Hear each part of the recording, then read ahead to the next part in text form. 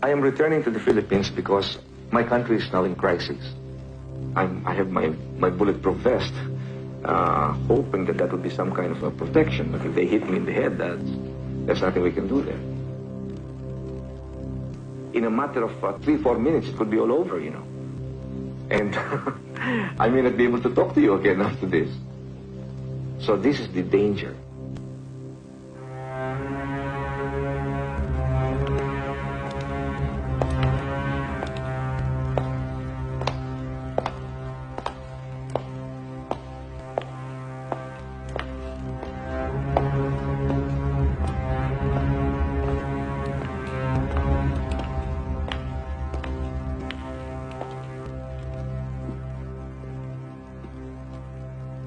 You know he's coming.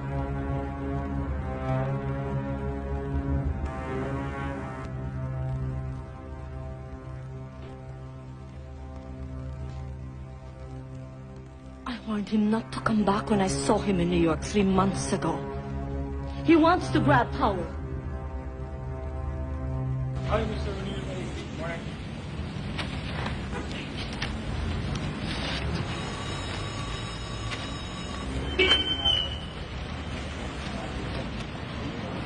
Mr. O'Neill! Yes. Telephone call for you. New York. Wait here. Hello. Tony? You gotta stop in Honduras on the way home. The United States is holding military maneuvers there to shake up the Sandinistas. Alex, Marcos and his wife and their goon squads, they have a stranglehold here. All with American support, especially Reagan. Now, Aquino is about to land, and maybe he's going to say enough is enough. For Christ's sake, Alex, this guy could start a revolution. Tony, cover Aquino's arrival. Then get back here. Just don't forget to stop in Honduras. Alex! God damn! Come on, let's go. We're going to the airport.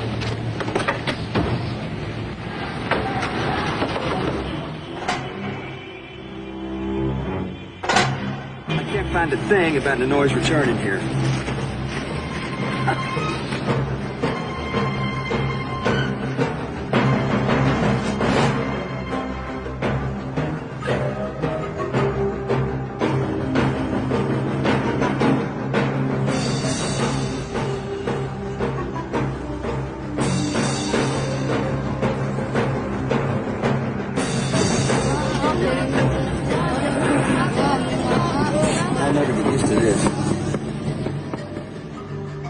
Better get used to it, man.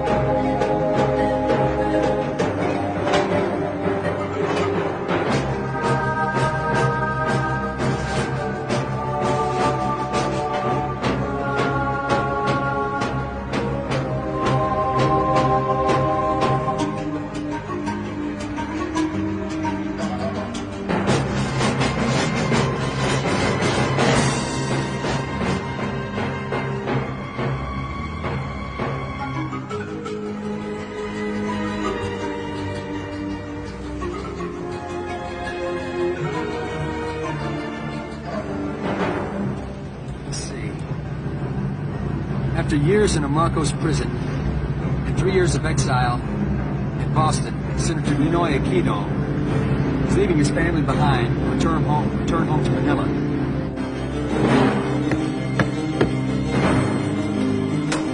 Okay, Rolly, let's go.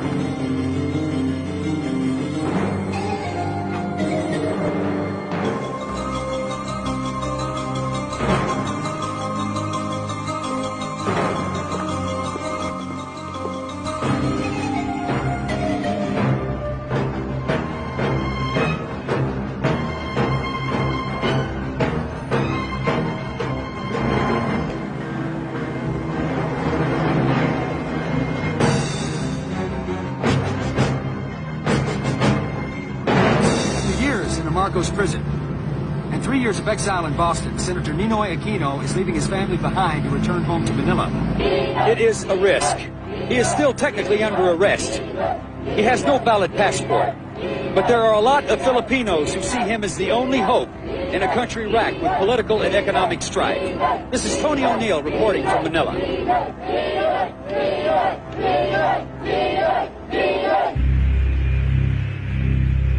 I think the very fact alone that we can land is victory enough. Everything after that's bonus. I mean, whether they put me back in the plane and ship me out or bring me to prison, I promise to return. I have returned against all odds. So that's good enough for me.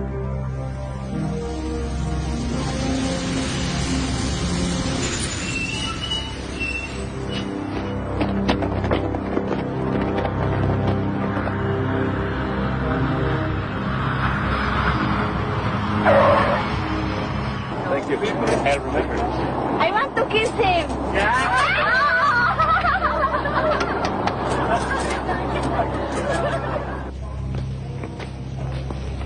Ramon, get some of that.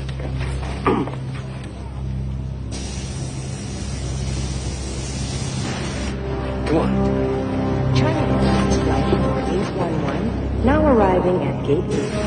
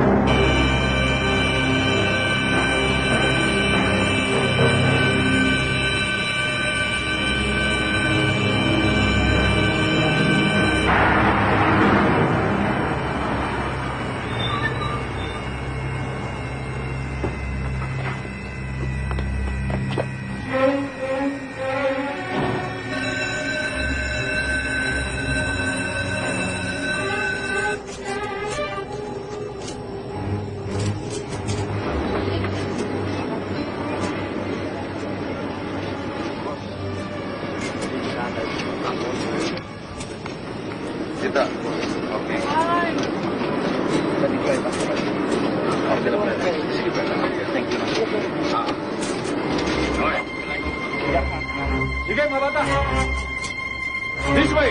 Ninoy is coming now.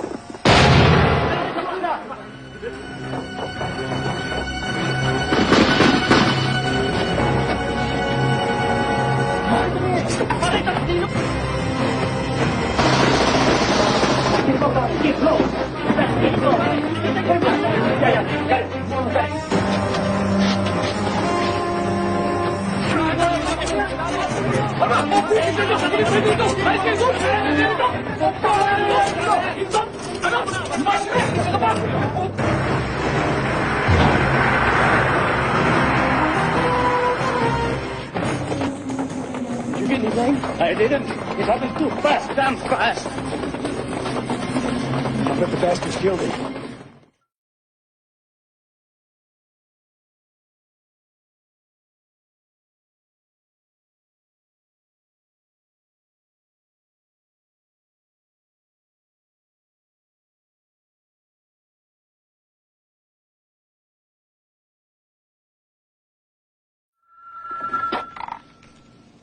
Hello? This is Kyoto News Agency. Is this Mrs. Aquino? Yes? We have heard that your husband has been killed. Can you confirm this? I've heard nothing.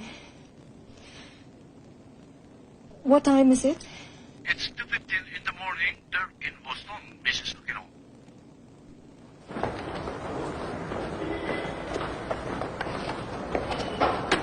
Ruben. It's crazy. It doesn't make sense. How does Marcos think he's going to get away with this shit? According to eyewitness reports, a man in his 20s with blue denim rushed around to the front of the plane. He shot Aquino once in the back of the head from behind. Security men immediately opened fire on the assailant with automatic rifles and killed him. Mr. President, who was the assailant?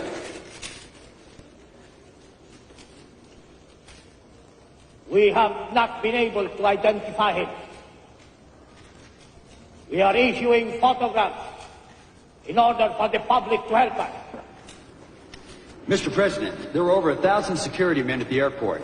How could a single assassin penetrate the tightest security that's ever been deployed? The protection of a public figure against a determined killer who is prepared to die in the attempt at assassination will always be one of the most difficult, if not impossible, tasks of security men in the world. Mr. President, if I may, what was the motive of the assassin? We have no idea. Probably a plain communist dropout.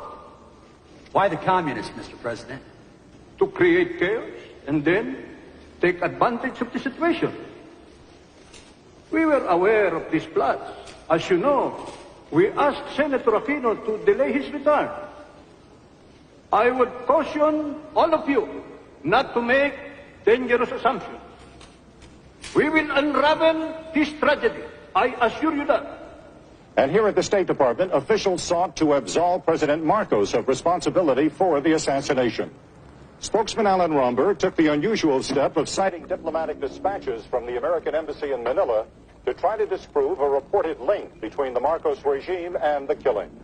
Embassy reporting indicates that the report alleging that Mr. Aquino was killed by shots from several security personnel using rifles is erroneous. Alex, how in the hell does the State Department know Marcos had nothing to do with this?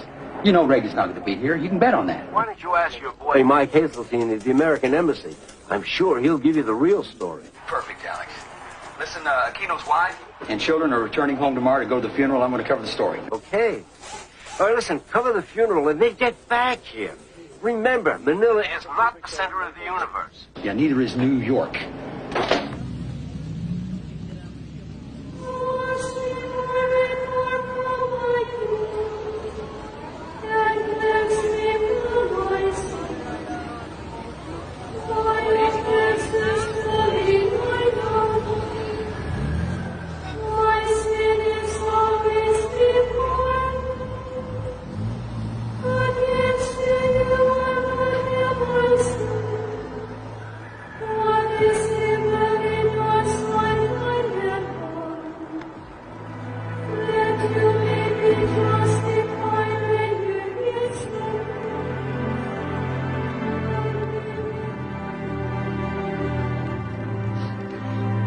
There's a line out there that stretches for miles, my love. They know you did this for them. And they will not forget. Neither will I.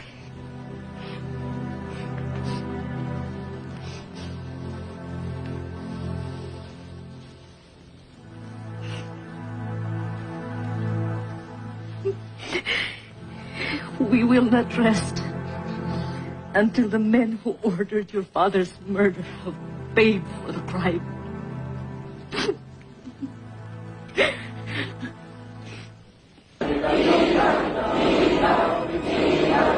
Manila has stopped today. Hundreds of thousands of Filipinos are marching in tribute to former Senator Benigno Ninoy Aquino. His brutal, unsolved murder while in military custody 10 days ago has awakened the biggest wave of political protest in Philippine history, directed at one man, Ferdinand E. Marcos.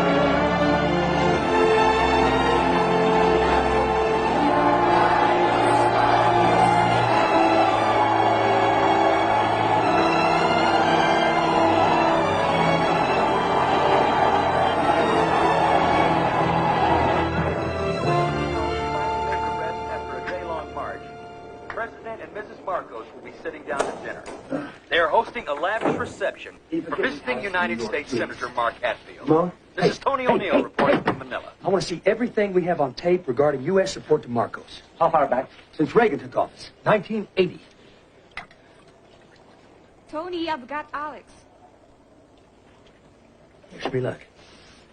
Alex. Yeah, Tony. I want to do a piece on Marcos and Imelda. They have stepped over the line. It's the beginning of the end for these guys.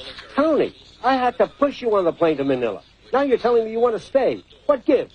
Well, the turnout for Ninoy's funeral was bigger than Gandhi's. They've gone too far this time. Tony. Alex, just give me a couple of months. That's all I need. It's going to be the biggest story in Southeast Asia. You better be right, buddy. Thank you very much. Thank you very much, Alex. Shit, I'm late. Eva, where's that barong? Here it is, Tony. Ah, yes. Thank you very much. Ramon, everything since 1980. I like it here.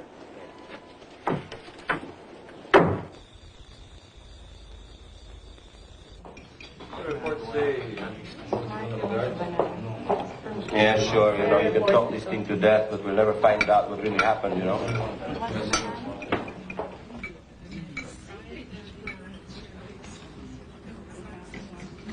It suits you. It's great. I have to go to the palace tonight.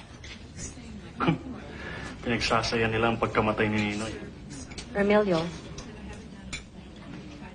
Excuse me, I was saying, you're going to the palace on the night of Ninoy's funeral? Yeah, it's my job. I got to cover a story. I'm sorry. My brother is the family radical. Well, you should be too. Our father stood up to Marcos and he died in prison for it. I defend human rights. A lot of good that will do. Your legal protection is a joke. Everyone who's considered a threat to security can be picked up off the streets and never be seen again. Why don't you ever march with us? Because I'm not a Marxist. And I don't believe in violence. Well, I'm not either. Only Americans are stupid enough to think that everyone on the left is a Marxist. Emilio! I'm sorry, Uncle. Well, don't say sorry to me. Apologize to our guest. I'm sorry. That's okay. Not all Americans support Reagan.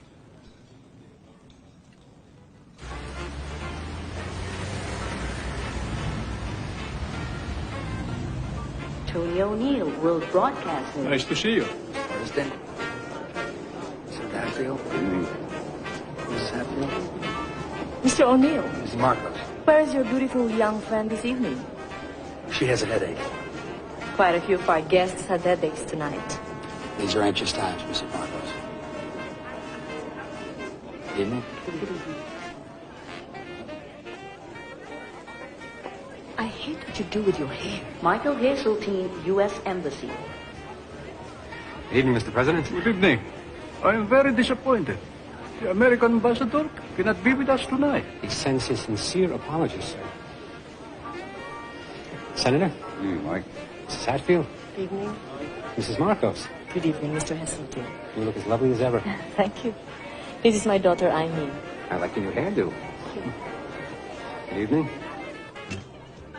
Real sensitivity, huh? What do you mean? They know his funeral was today. They're throwing the biggest party of the year.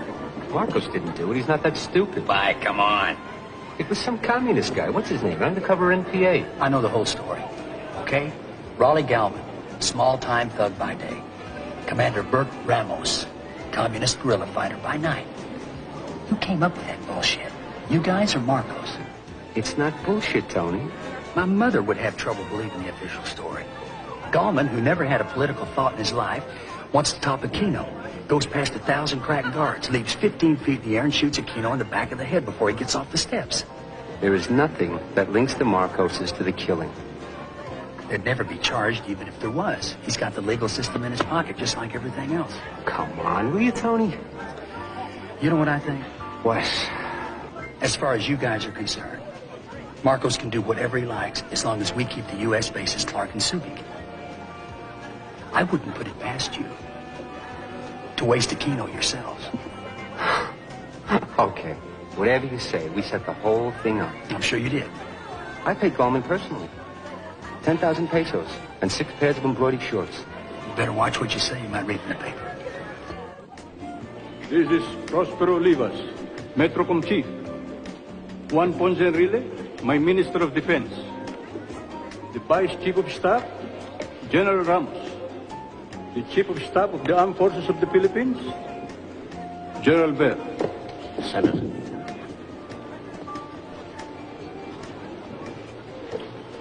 We embrace you, we salute you, we thank you for coming here and helping us during those dark days of World War II. All these fellows fought with us. Love is the most potent force in the world, more powerful than the nuclear bomb. And love can only be expressed in one way: feelings.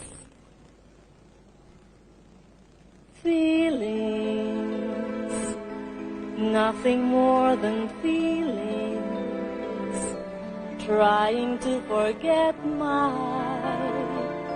feelings of love, teardrops. The way I look at it, rolling down the only one who benefited from this Aquino killing are the communists. They have made us look as if we are engaged in killing our political opponents.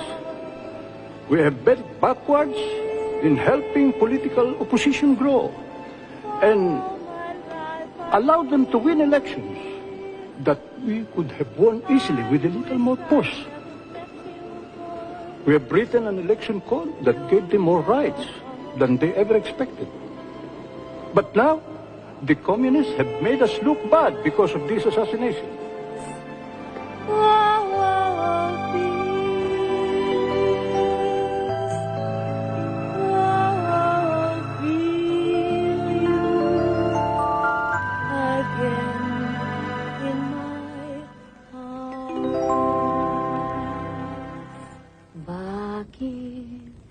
Kailangan kita,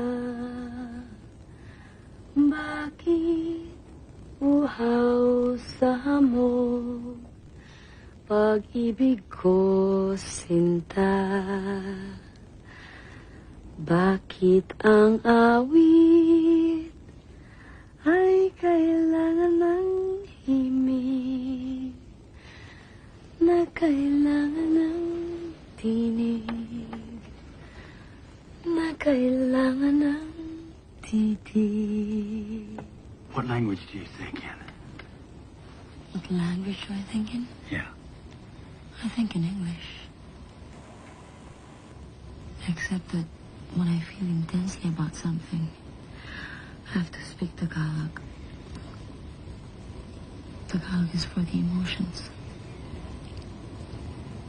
And we Filipinos are very emotional people. I've noticed that. When we make love, you speak in English. Oh, you don't understand Tagalog, do you? Try me. Kailangan kita. I need you. Sakaling hindi mo alam, just in case you didn't know. Basta kailangan kita. As far as I'm concerned, I need you. Magpakailan pa man. Forevermore, my darling. Mahal na mahal kita. Pero kapag niloko mo ko, pupugpugin kita. That sounds beautiful. You don't even know what I was saying. Say whatever you like. You know what I said? What? I said that I love you very, very much. But if ever you cheat on me, I'm going to beat the shit out of you.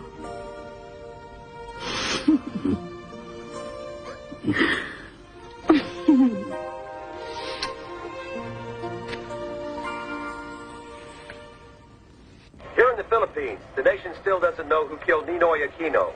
President Marcos has promised to form an investigative panel. We're still waiting. The delay, however, doesn't seem to bother Washington. Since President Reagan took office, the Marcoses haven't had to worry about American support. We love your adherence to democratic principles and to the democratic processes. In World War II, Filipinos and Americans fought and died together. And you yourself, Mr. President, played an unforgettably heroic part in that conflict. An increasing number of Americans are asking themselves why. Here is a large part of the reason. Clark Air Base and Subic Bay Naval Bases. Massive, strategically vital links in America's Pacific Defense Command. America has a lease with the Philippine government until 1992, and defense planners say the bases are crucial. This is Imelda Marcos' film center, modeled on the Parthenon. It's the latest of her building projects designed to impress tourists from America and around the world. Last year, when crews pushed around the clock to rush completion in time for the First Lady's International Film Festival, tragedy struck. An entire floor collapsed, trapping the workers below. The cement had not had time to dry properly. The Marcos Control media said 28 died, but people here believe 168 workers were buried alive in quick-drying concrete. But Mrs. Marcos would not allow work to stop to remove the bodies, which were simply covered over with a fresh layer of cement. Now many Filipinos say the place is haunted. The building opened on time, and Hollywood stars flocked to the gala. It was reminiscent of the lavish opening of an earlier pet project of Mrs. Marcos, the Philippine Cultural Center, when then Governor Ronald Reagan and his wife Nancy were on hand. The friendship between the two presidents and their respective first ladies goes back at least that far. The tourists don't come to the place they call Smoky Mountain, a fetid, steaming mass of garbage where 10,000 Filipinos have built a city. Amid this world of stench, they make a living by scavenging through the refuse of Manila.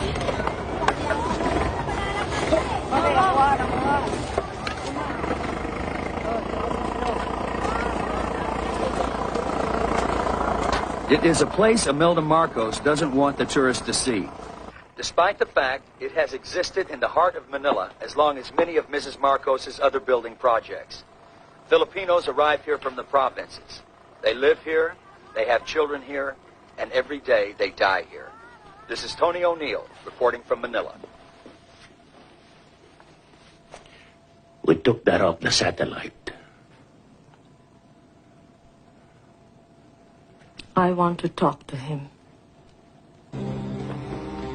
I'd like to tie my tie. Let me tie my tie. This better be good. This better be good.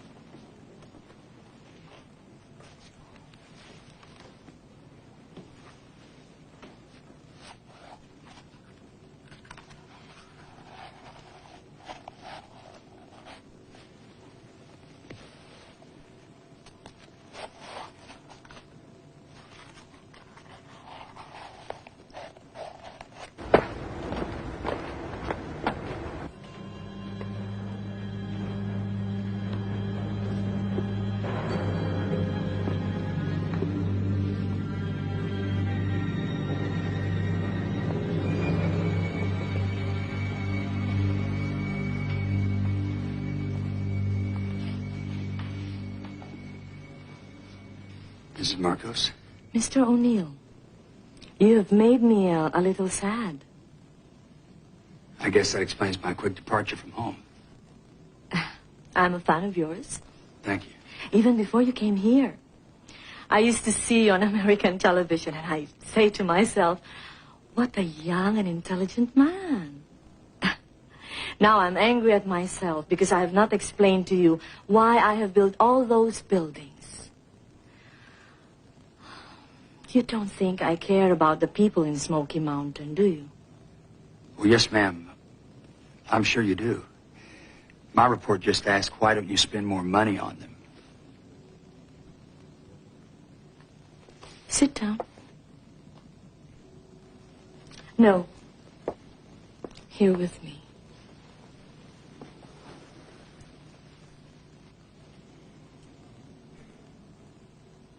Food is only one of the needs of the Filipino. There's something he needs even more than that. What is that? Respect. Until Ferdinand and I, the world looked down on the Philippines and on the Filipino. We were a poor third world country. We are still a poor country, but the buildings I have made have been noticed all over the world. We now have the respect of great artists, movie stars, and international leaders. I have made Manila one of the great cities, and every Filipino feels proud.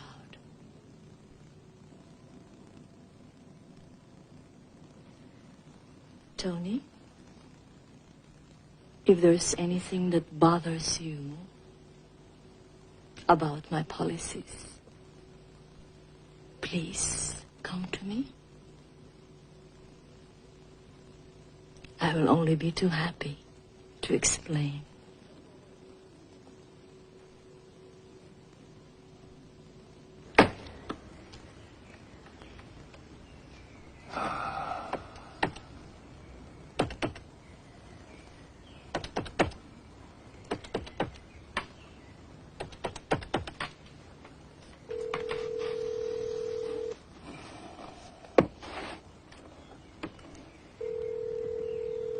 Hey, it's Tony. Tony? You must be psychic. I was just going to phone you. Yeah? How you doing? I'm fantastic. They raved about the Outback shots I sent them. And I've written half the text already. It's going to be published in November. Well, that's great. You know, it's funny coming back to your own country. I saw it with totally new eyes. Well, did you meet a few old friends? Hundreds. Grant Robson's here. Grant, huh? What is he doing there? He's running a restaurant in Sydney. Can you believe it? Yeah. And speaking of Sydney, I'm thinking about flying down there next Wednesday. No, I'm coming up. That's what I was going to call you about. New York's flipped over this Aquino stuff. And they want the next book to be based there. I just got the telex. Well, I was going to come up next week anyway. I mean, it's crazy. You're only 6 hours away, and I haven't seen you for months. You know, they asked me if I had any objections. I said, you've got to be joking. My husband's in Manila. Isn't that terrific? Yeah, I know. Yeah. Well, when will you be here? Oh, sometime next week. I'll let you know. I do love you. I can hardly wait. Yeah, me too. I'll talk to you later.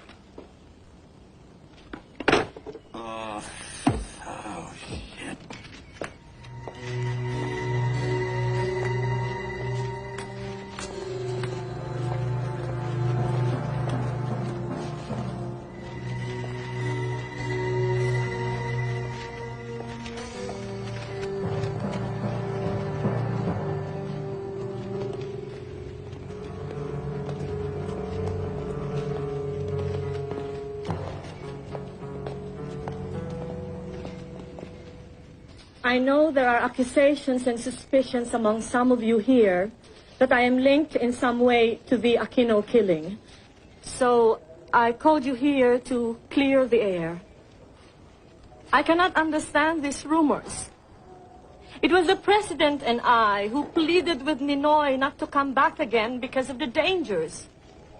It is not the President and the First Lady you have put on trial. It is the whole population of the country. The stigma is now over 52 million beautiful human beings who are being accused of being criminals. I've had it with politics. I am retiring. I would have made my move the other day, but the blind, the poor, the jeepney drivers, and the other beautiful poor people protested too much. My problem is my sensitivity and my Girl Scout mentality.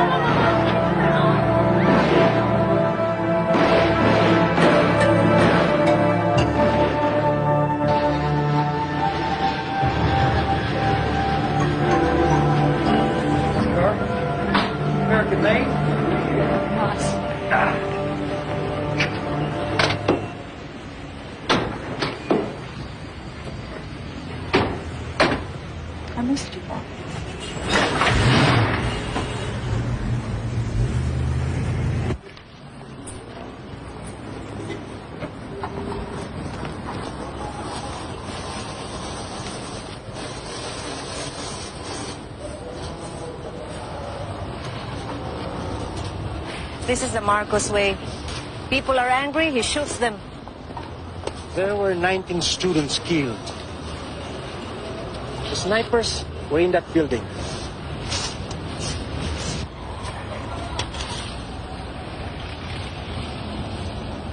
I'm going to march. With who?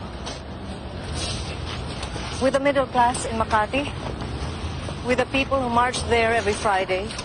You know the sort of mood Marcos is in? I'm going to do it, Joker. Until the murderers of these people and my husband are brought to justice.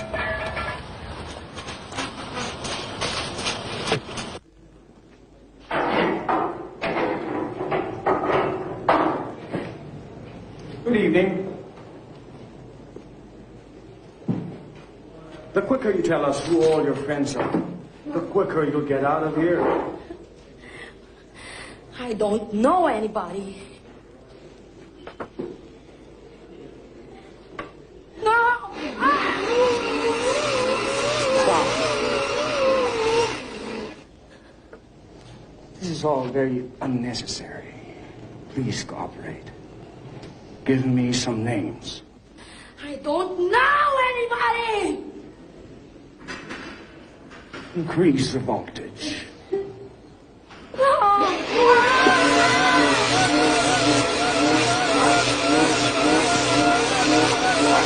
Emilio is dead. Sally's been detained at Fort Bonifacio. God damn it! Do you know anyone who can help? Yeah.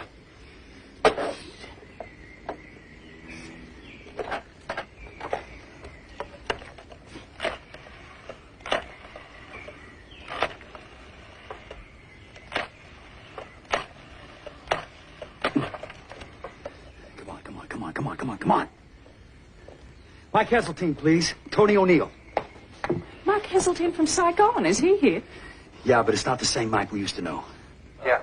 Mike, a very good friend of mine, has just been picked up by intelligence agents. She's being held at Fort Bonifacio. What's your name? Sully Balamo. I'll do what I can do, Tony, but these guys don't always listen to us. For Christ's sake, make them listen, okay?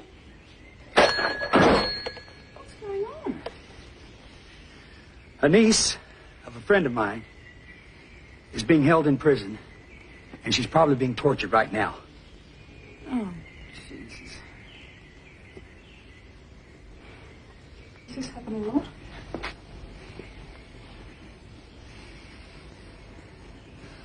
All the time.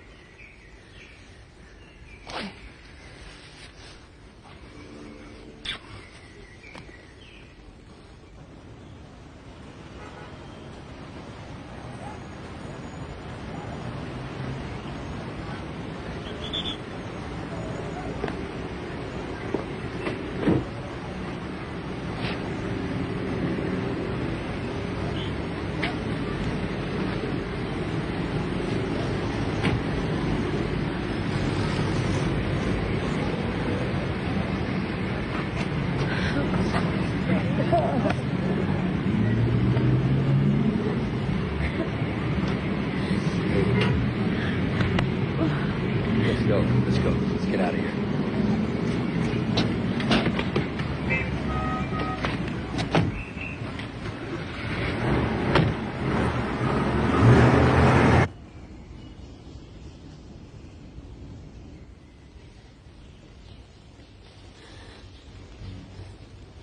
Who did it?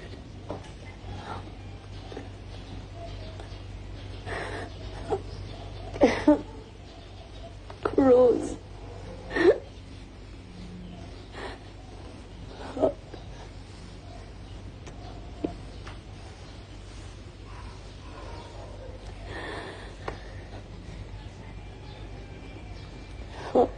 It's okay. You're okay now. Only weeks after the Mineola Bridge massacre, Tori is out on the streets demanding the government take action for the murder of her husband. And the people, defying the guns, are joining her. And the people who are joining her aren't the radicals, they're the middle class. If Tori succeeds in mobilizing the middle class, then Marcos could be in trouble. This is Tony O'Neill reporting from Makati, downtown Manila.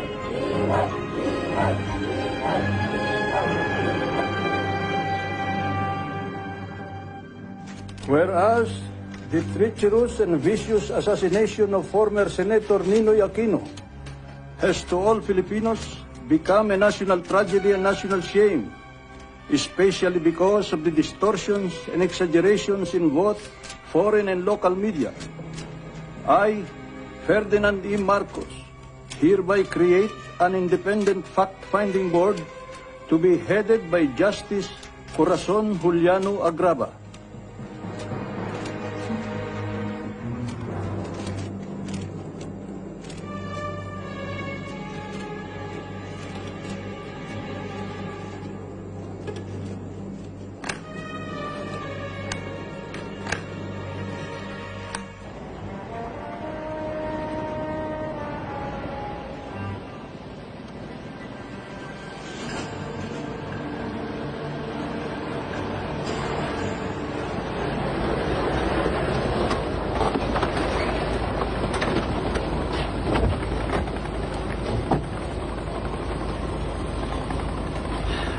Marcos and Ver are dragging me and the armed forces into the gutter. Marcos protects Ver at our expense. We must get rid of them both.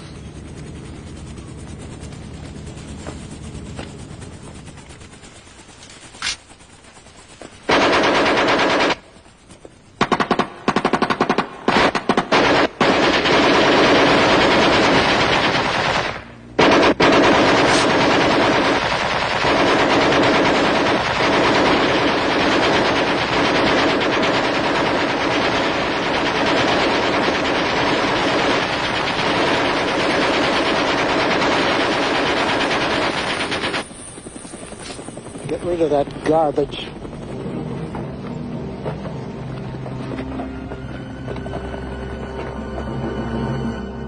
General, 33 Absecom men were tested for nitrate traces on their hands to determine if they had fired guns.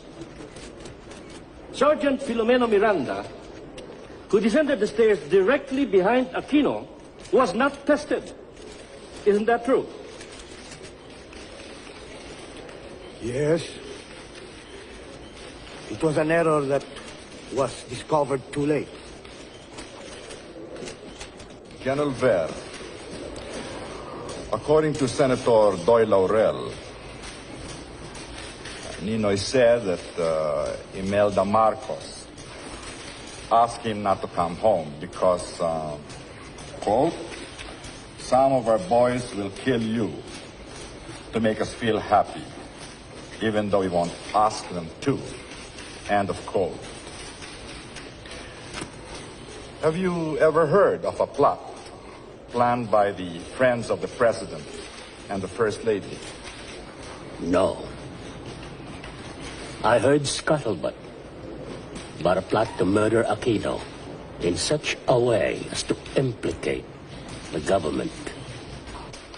In that case, General, if the government was to be implicated, I presume you began to monitor Ninoy's movements and to make plans regarding his arrival. We did not monitor. Fool. I should not have allowed this to happen. When you are called, you must keep on stressing that you told Ninoy not to come home. I told him and he wouldn't listen.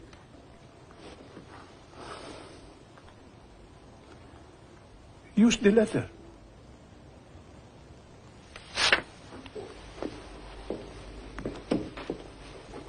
What letter? That groveling letter he wrote about you when we let him out of prison. Use it. That was 3 years ago. Ferdy.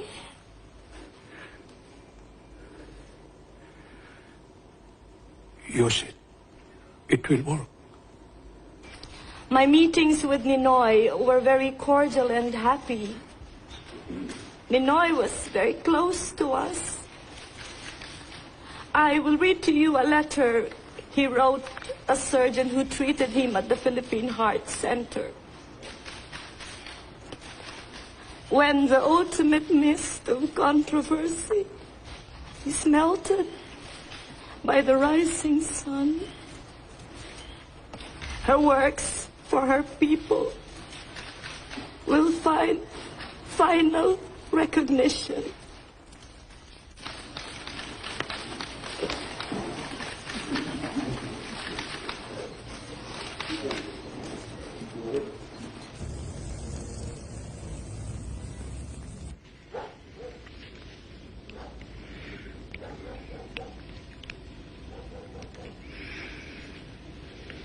What's the matter? You're so tense.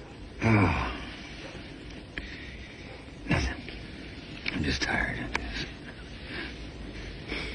Tired. Listen, darling.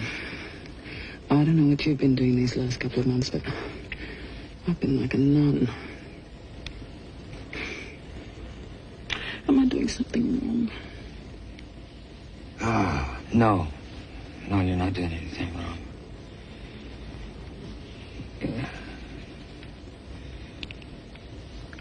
It's not you, Angie.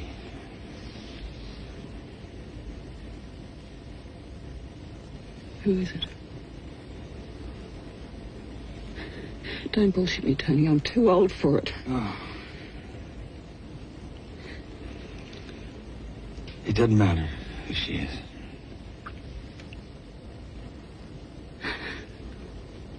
It's the girl who was tortured, isn't it?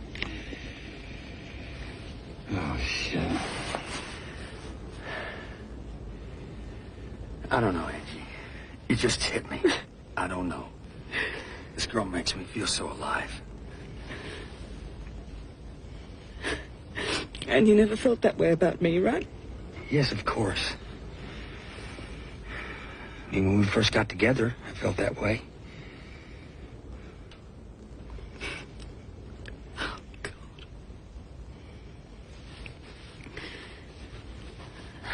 Well, that's it, then, isn't it?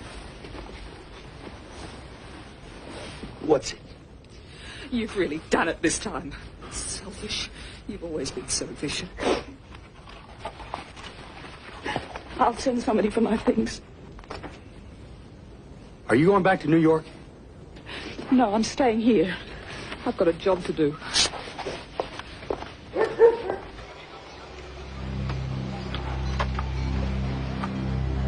See this man who steps up there? Yeah. He's handing something. Probably a gun. To the guy in uniform. A gun? It doesn't prove anything by itself, but it is another piece in the jigsaw. Now, from the time Aquino steps out of sight, it is exactly 9 seconds. Not long enough for him to get to the bottom of the stairs and onto the tarmac. And 4 more shots. The ones that killed Gallman. Oh, I remember the 4 shots. If Gallman was the assassin, why didn't they grab him? There were more than a dozen armed security men around the plane. And where could he have been hiding? So that none of them could see him. It's a joke. Well, what can you prove? We can prove that the military version is not true. We know they're lying. So Ver did it.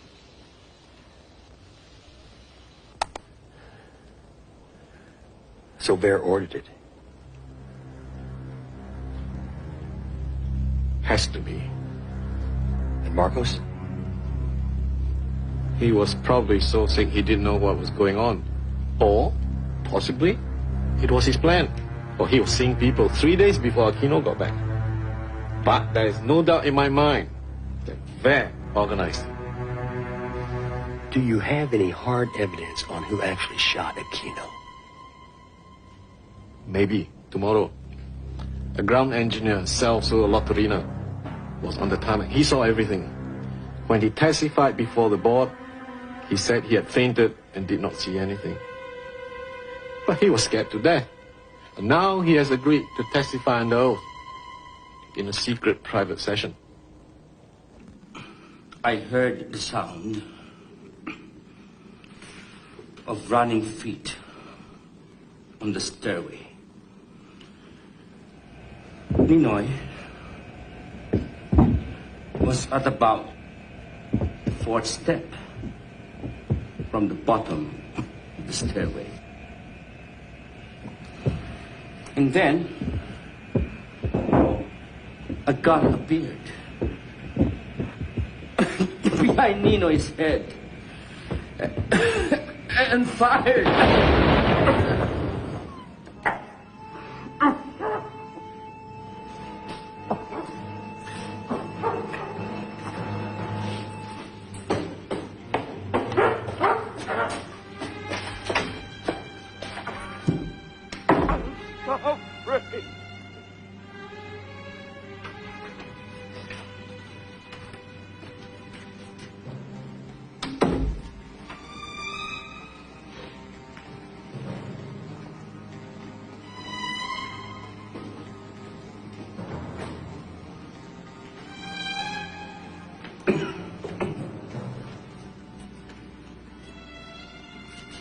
I am ashamed. I understand.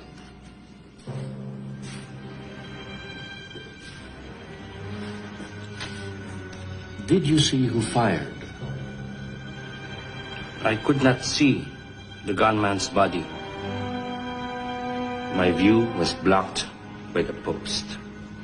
But it was a military man. Yes, sir. Was a military man behind Ninoy on the stairs.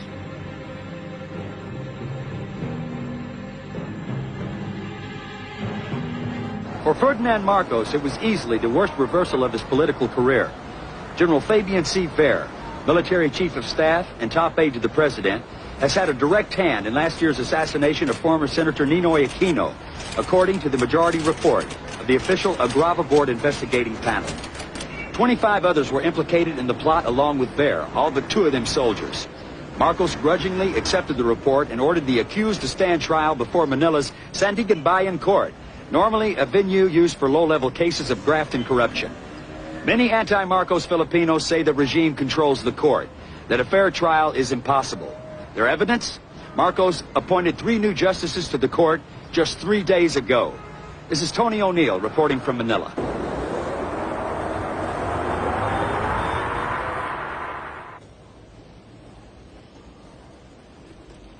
Fair will be acquitted. He's still running things, as if nothing happened.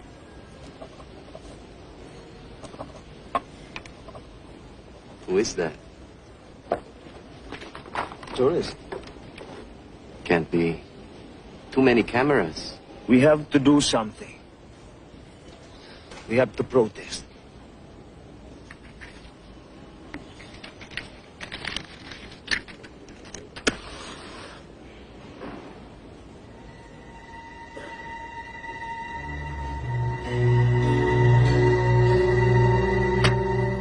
Tony, I still am very fond of you. But all those things that used to fill my head, love and marriage, they don't mean anything anymore. Phew. What are you telling me? You don't want me in your life anymore? I'm sorry. You cannot understand how different it is for me now. Well, maybe not. Maybe not. But I don't want this to end. I won't be able to see you anyway. I'm leaving Manila. Where are you going? I don't know. God, I'm sorry. I'm really sorry, Tony. But I have to fight.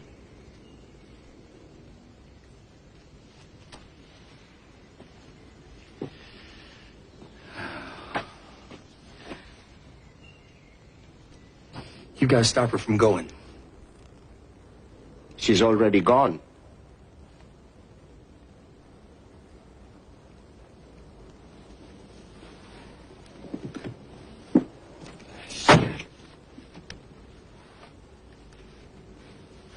Damn it.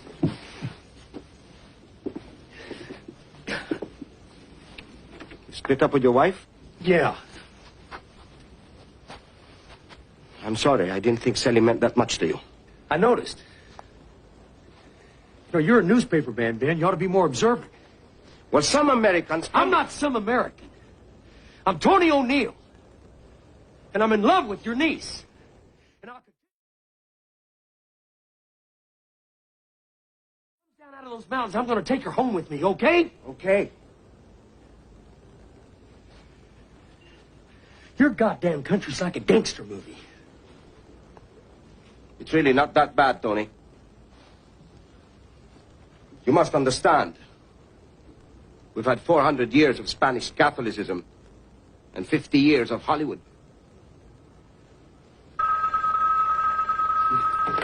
O'Neill. Yeah. Go ahead. They did what? I can't believe it.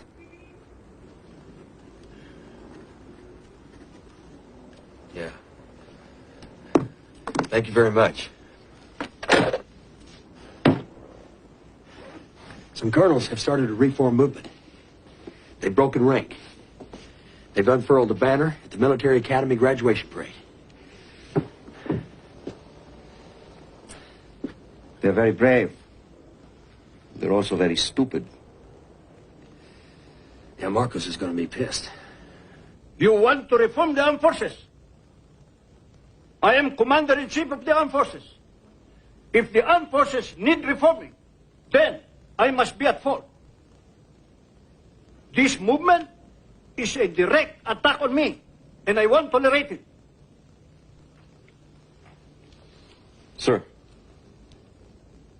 we certainly did not intend our movement to imply any criticism of you. We realize that you have so much to do that you could not possibly have time to attend to all the details. General Ver is fully aware of all the problems the armed forces are facing. He can give them his full attention now because he has been forced to step down while these ridiculous charges are being heard. With respect, sir. And with respect to General Ver, we are losing ground to the communists. An efficient and well-run army should be able to crush them. We can't. What we need, sir, is more effort devoted to stamping out corruption. More effort devoted into motivating the men and improving their behavior in the villages. And we need more money and equipment, sir.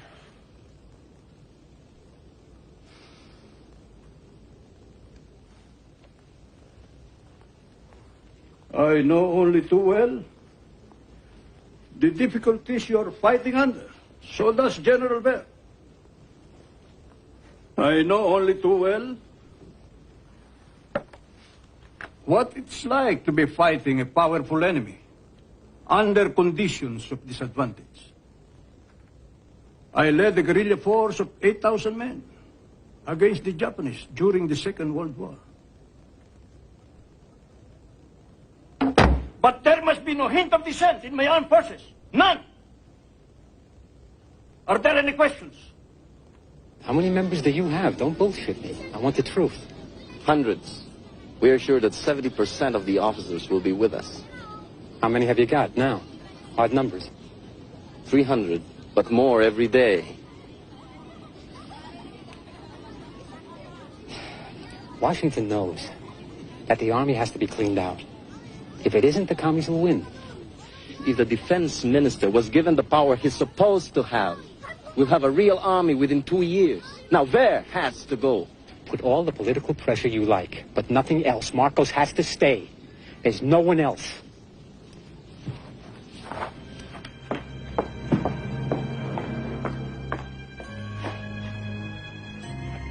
Think what a lift it will give to your enemies if the people start believing it.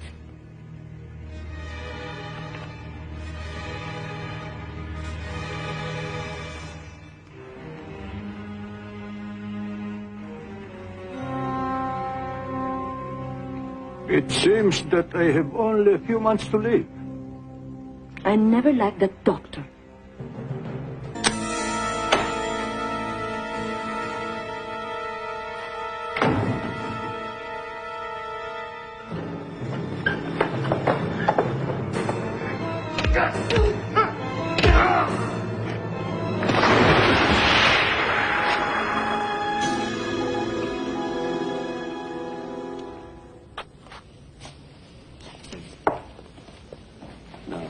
po yung matapos. Mga anong oras po nangyari? Alas 9 po, sir. Sige po. Salamat po. The corpses are starting to pile up. Yeah, and there's gonna be more. Well, Marcos is like a dying stag. He's lashing out at everything before he falls. I just don't understand how he gets away with it. He doesn't care what people think anymore. That's what makes him really dangerous. I'm starting to worry myself. Well, you should. Cruisersmen are outside your windows till 4 in the morning. You should be careful, too. You haven't made many friends. Is this going live to air? Yes, sir. What time is it there? Sunday, 10 a.m., sir. And as you asked, it's going live to 50 million viewers all over the U.S. 10 seconds, sir. 10, 9, 8, 7, 6.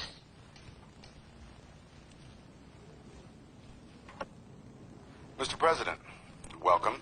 Thank you. Mr. President, I'm going to be fairly direct. Be as direct as you like. There is a widespread perception over here that you had Ninoy Aquino killed. That's stupid. Why would I kill Ninoy? He was no threat. He would never have won an election against me. Let's talk about elections for a second, Mr. President. There's a feeling that your presidency is no longer legitimate, that as a result of the Aquino assassination, your mandate is gone. Nonsense. My mandate is as strong as ever. Would you be willing to test that mandate by holding an early election? In answer, I announced that I'm willing to hold a snap election, probably in 3 months or even less. You're serious? I'm ready, I'm ready, I'm ready. There have been allegations that you have conducted massive voting fraud in the past, Mr. President. Will you allow observers in to oversee the elections to make certain that they're fair? You are all invited. Wherefore, considering the evidentiary fact as found in the record, the court finds you innocent of the crime charged. Accordingly, they incur neither criminal nor civil liability. The release of the accused who are under the custody of the commanding officer is hereby ordered.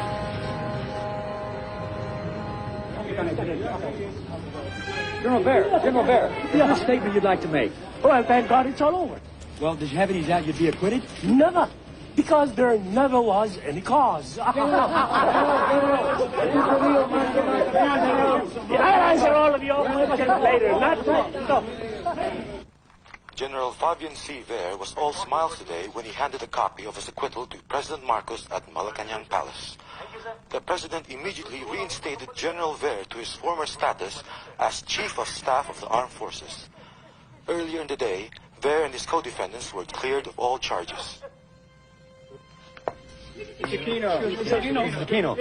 Aquino, has the acquittal of General Ver influenced your position on running any? Yes, I've decided to run. Mr. Aquino, is that official? Yes, I've made up my mind.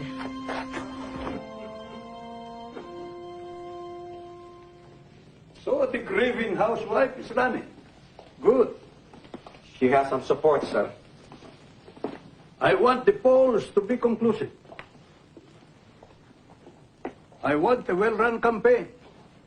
And I want the maximum effort from you. I want to win by 3 million votes. That might be a little optimistic, sir. Make it happen, Johnny. Make it happen.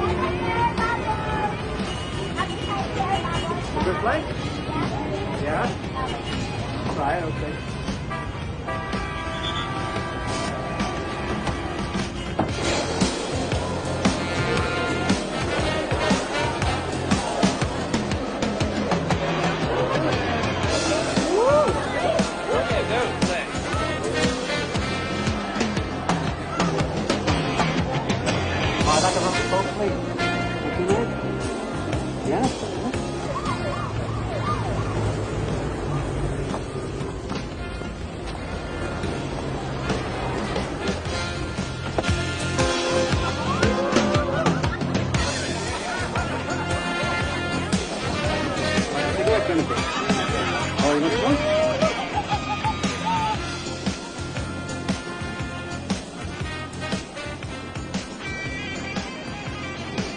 Don't you feel just a little ashamed of yourself? No, I don't. Those girls have to do it. Yeah, but that's the reality here. Fell in love with the Philippines? I don't think I ever want to leave. My publisher's giving me frantic wind-up signals, but I've managed to convince him it'd be crazy to leave before the election. The election won't change anything. Why? Because Marcos is going to cheat? He doesn't need to. He has years of political experience. He's an old political hack. How can she run the country? She's only... Yeah, I know. She's only a housewife. You know, I'm sick to death of hearing that line. Well, it's true. Look, just because she's had to play second fiddle to Ninoy all these years doesn't mean she's an idiot. Politics in this country is the toughest game there is. You got to be able to cut deals and tough them out. Which, of course, no woman could ever do, let alone a housewife, right? My God, it's all coming back to me. What? Oh, you remember all those arguments we had in the bars in Saigon? You know, when Tony first introduced you, he said that when you were at college together, you used to be a liberal. God, if it's true, you've been moving to the right at the speed of light ever since.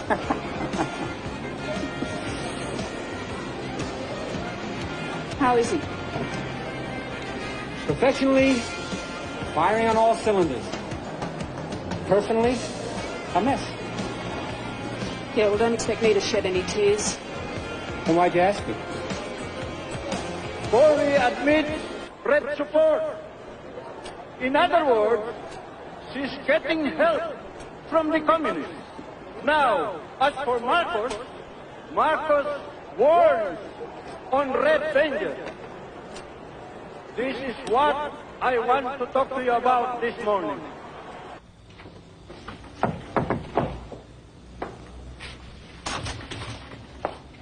Who is it?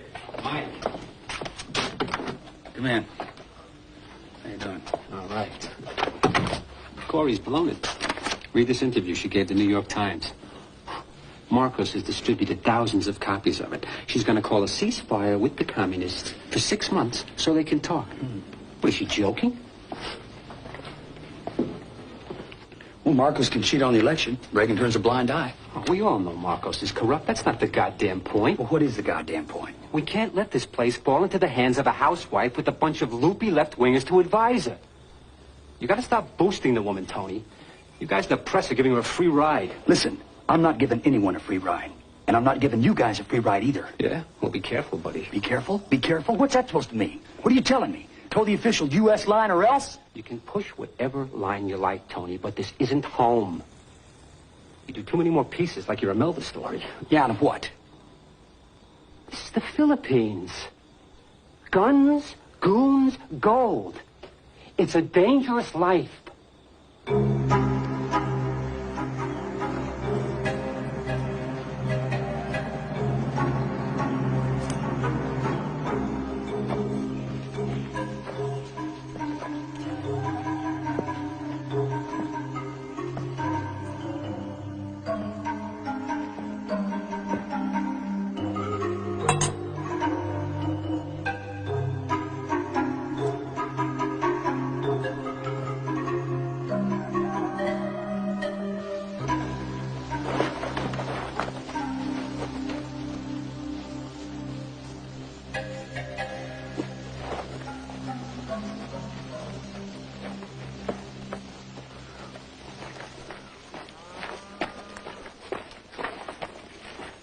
Corey says she's willing to negotiate. Will the NPA negotiate if she wins the election? That is up to the leadership. But the elections are irrelevant. The poor and the oppressed will not benefit whoever wins. Well, Corey says she's committed to land reform. Corey is a Cojuangco, one of the richest families in the Philippines. Can you imagine a Cojuangco giving their land back to the peasants? Thanks, Brian. Thank you. Appreciate the time. Salamat. Pagbisita mo.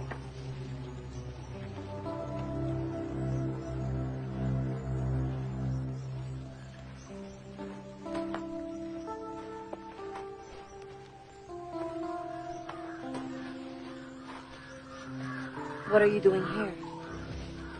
I'm doing a story on the NPA. I hope you show them the truth.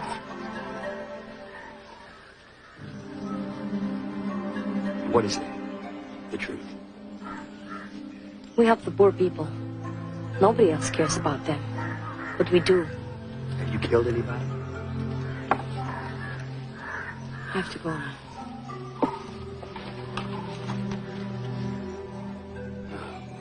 Cory lacks love and beauty. What our people want is a woman. A woman without makeup and manicure. Our nation can have a majority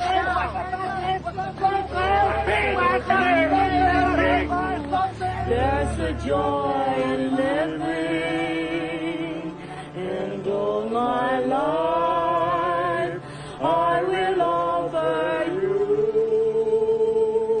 'Cause if you only know, I really love you. My life begins anew because of you.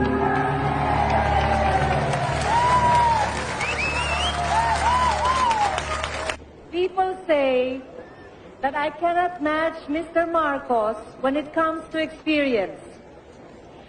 I admit that I have had no experience in cheating, stealing, lying, or assassinating political opponents.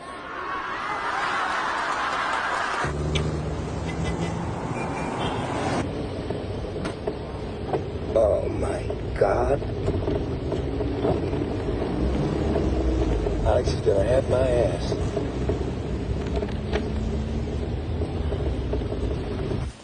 Alex.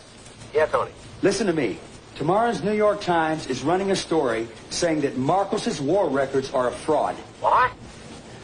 Well, according to Army war records, Marcos never led any guerrilla resistance group anywhere during the Second World War, and he never won a Congressional Medal of Honor. In other words, he's a liar. It's a real break for Cory. How did the New York Times get it? Don't ask. Okay, I just couldn't get it here. But I'll have the first Manila reaction for you, okay? Okay. Listen. The stuff you've been sending lately, no complaints. We're glad you're over there. Alex, what happened? Did you have a heart transplant or something? Why do you say that? No offense, I'm just not used to your praise. Tony, this is Marcos. I'll get back to you. What? Marcos for Ben.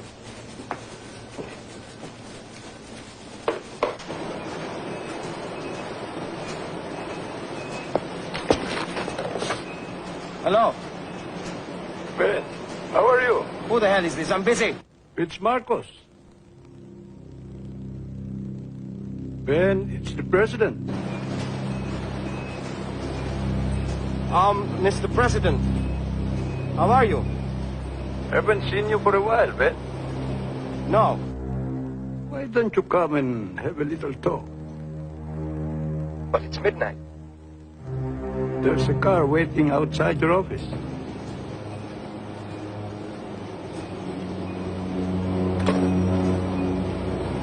He must know.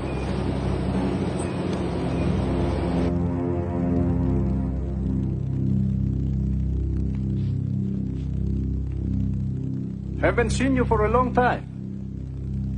How is your paper selling? 15, 20,000.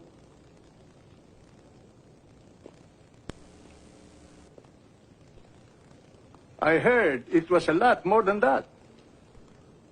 Well, I haven't checked for the past few weeks. How would you like to be Consul General in San Francisco? I don't have enough money for that. Money's no problem. Thank you, Mr. President. I'll discuss it with my family. Good. You know, I like to help old friends. Tell me, have you heard anything about an article that's being published by some American paper? Yes, I have, Mr. President. I wouldn't run that story locally. I'm going to sue the hell out of anybody who does. If we get it on the wire service, I'll call you. Thank you, Ben.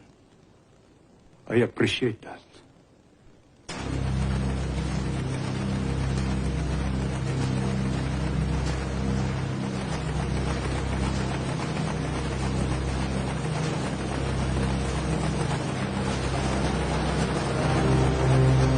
The election tide in the Philippines appears to be running strongly in favor of Cory Aquino. Election crowds chanting her name continue to grow in massive numbers while Marcos crowds dwindle. The fake war medal story is the latest body blow to the Marcos campaign. Many observers here agree a fair election would result in the unthinkable, Cory Aquino toppling Marcos. But a leader of a Filipino watchdog group says there is only a 50-50 chance of a fair election. The Aquino campaign has asked poll watchers never to let ballot boxes out of their sight.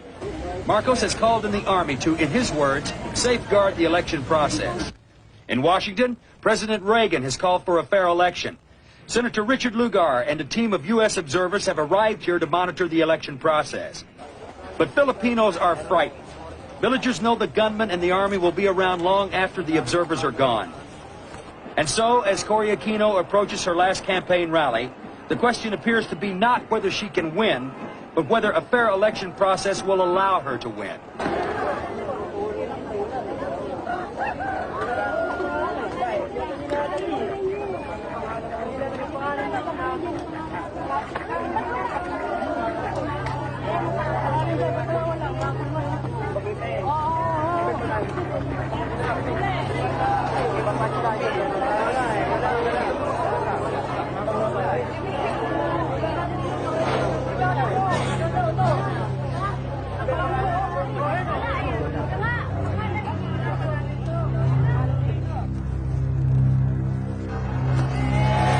It's Election Day in Manila, and Ferdinand Marcos is fighting for his political life.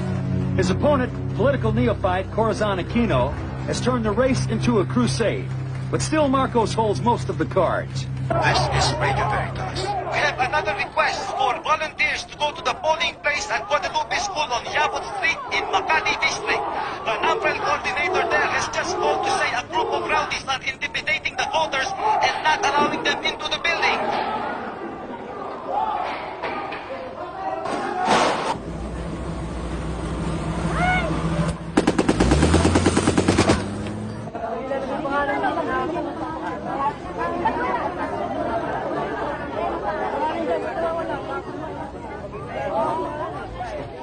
Let's just get this straight.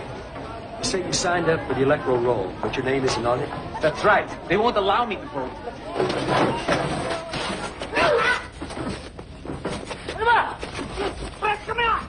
If you want to be a hit, my friend, go ahead. Good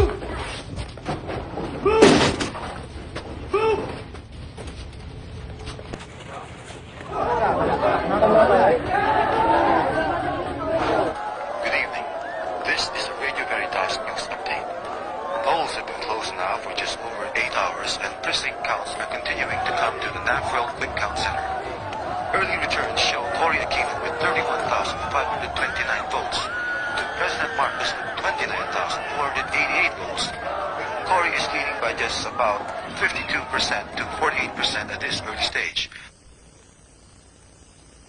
It is not for me to thank the Filipino people. It is for all of us to welcome ourselves home. Mabuhay ang Pilipino.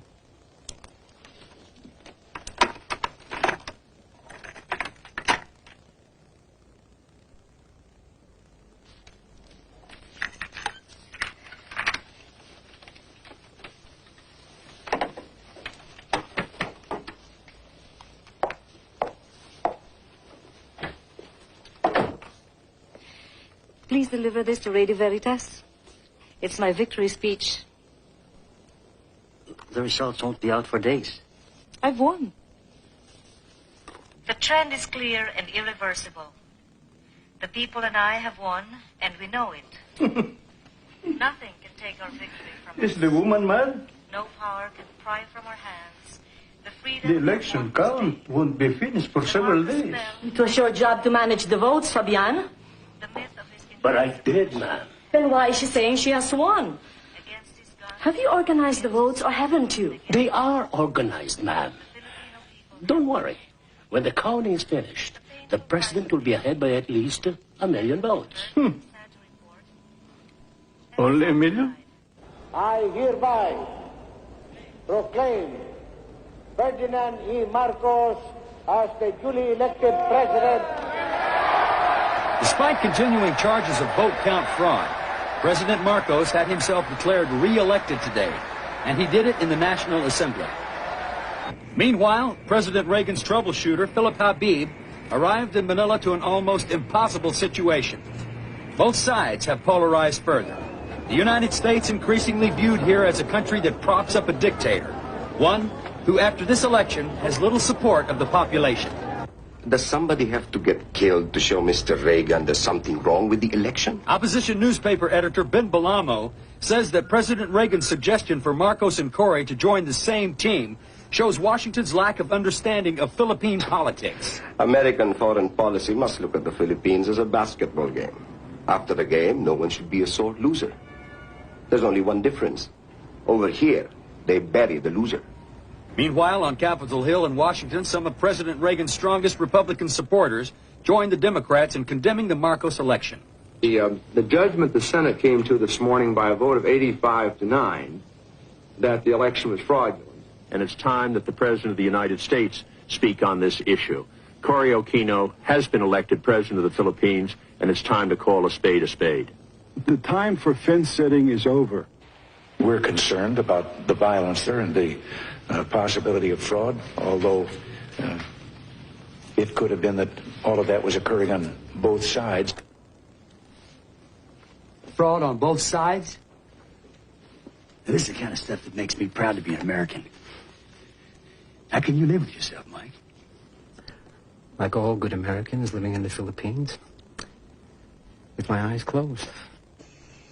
How could your president say such a thing, Mr. Bosworth? Do you think there was cheating on both sides? No, I don't, Mrs. Aquino. You see, our evidence has been that the cheating was overwhelmingly on the government side. Have you told Mr. Reagan this? Yes, and so have a lot of other people. According to today's news reports from Washington, little seems to have changed. President Reagan says he's ready to hear all the evidence of election fraud in the Philippines, but hints that strategic interests will be more important in determining the future of U.S.-Filipino relations. Sometimes policy moves slowly, Mrs. Aquino. For a long time, the White House thought of Marcos as a friend, and it naturally takes some of them a little while to come to terms with the new reality. But the murders continue, Mr. Ambassador. I won this election. Even with Marcos's cheating, I won over 60% of the votes. I am the rightful president of the Philippines, and the people will take to the streets before they allow Mr. Marcos to resume his rule. Will you tell your president that? I will.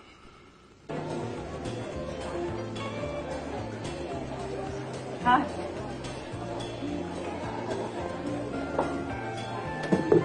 Whiskey and soda, please.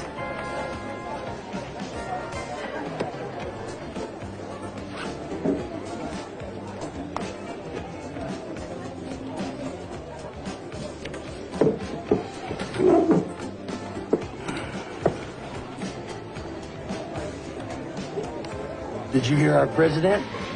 He's your president, not mine.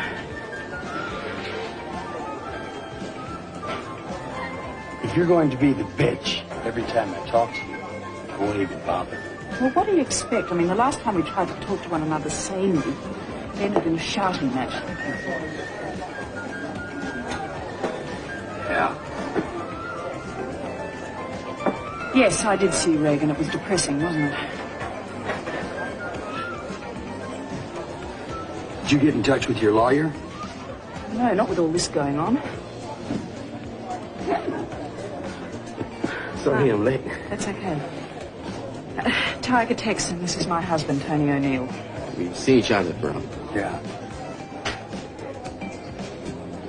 Who'd you vote for, Tiger? Cory or your commander-in-chief? I prefer not to talk about it. I was just curious.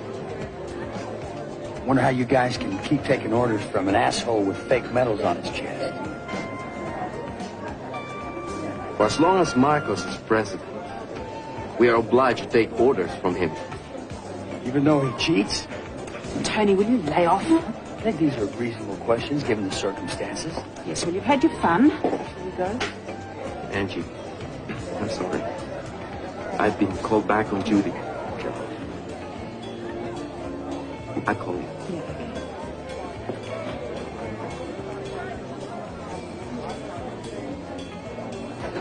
Busy boy. When are you going to grow up?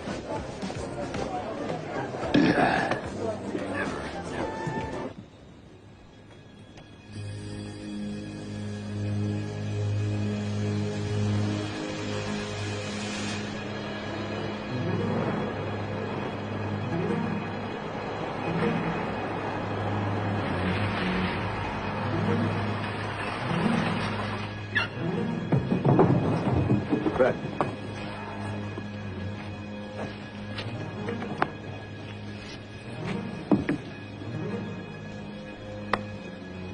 Ed, you're crucial to us. You're asking a lot of me, Tiger. You're asking a lot of everyone, including ourselves. What do you want me to do? We have to know how the palace security operates, what we're up against.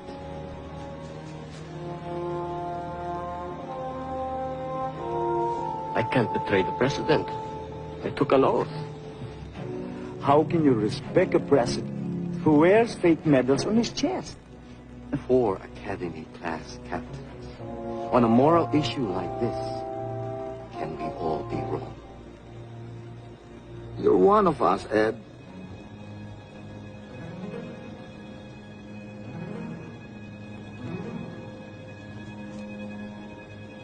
What do you want to know?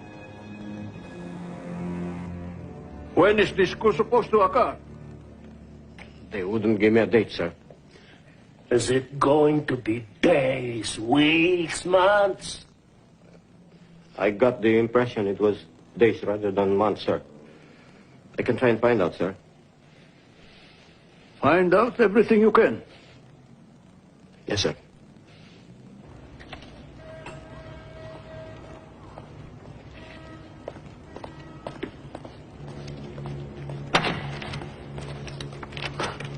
You couldn't have picked anywhere more private than this? We have to be careful. What's on your mind? We need anti-tanks, about 2 dozen. For what? What are you guys planning, a goddamn coup? You're gonna get rid of Marcos? Imelda? It's the only way. You know that as well as we do. Tiger, you're talking about a civil war. We're talking about getting ourselves an army that can fight. You want to beat the communists? This is the only way. If there's a civil war, the communists will be the only winners.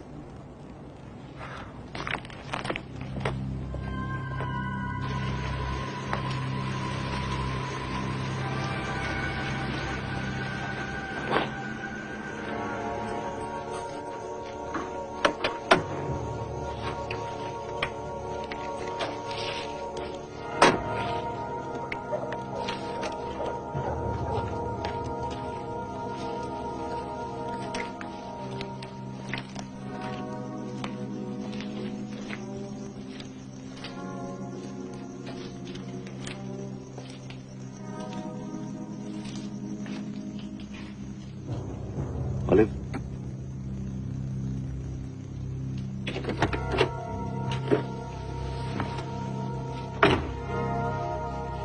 You did me a big favor once, Ben. If anybody finds out I've showed this to you, I'm dead. With it here, you cannot take it.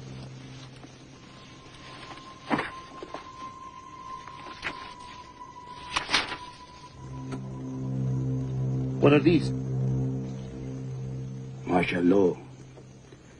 10,000 of you are going to be rounded up and dumped on Carballo Island. Marcos warned you not to print the war medal story. You should not have done it, Ben. What are the asterisks? Those with asterisks are supposed to be thrown overboard. Make sure you're out of here by the 27th.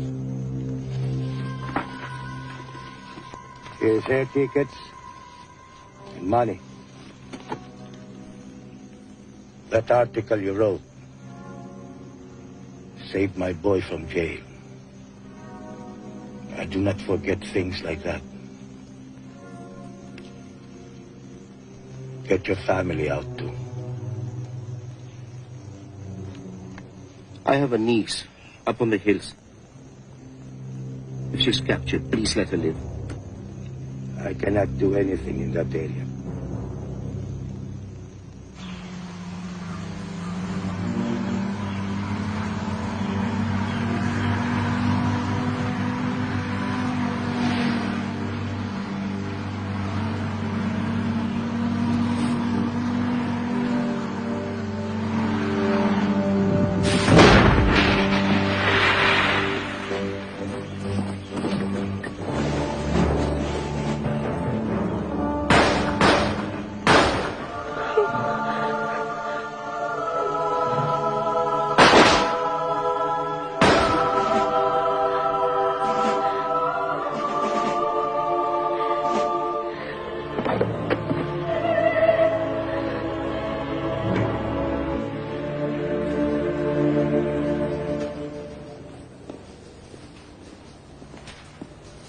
The bishops have agreed on a statement. I hear it's very strong. It's stronger than we had hoped. Will they condemn Marcos? I believe so. When are they announcing it? Tomorrow. I'd like to see Marcos's face when it happens.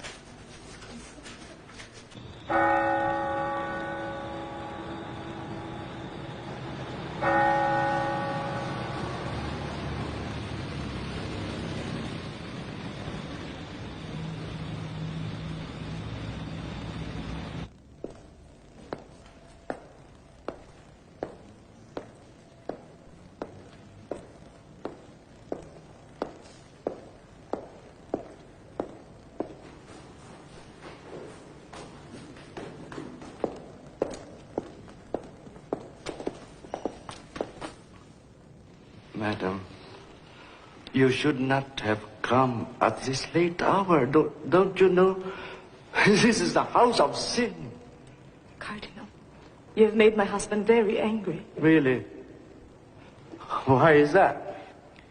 He has just heard of the statement your bishops are making in the morning. Madam. You must stop it. Madam, I am only one bishop out of 104. You are their leader.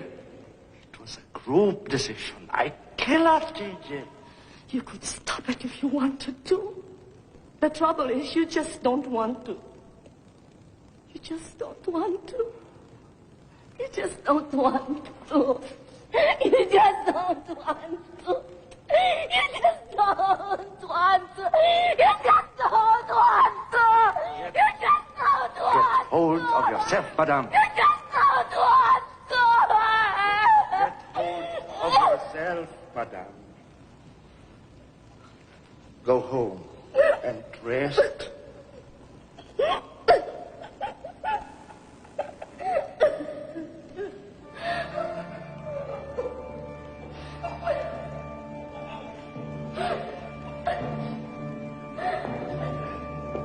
To the Filipino people, we say, now is the time to speak up. A government that assumes or retains power through fraudulent means has no moral basis.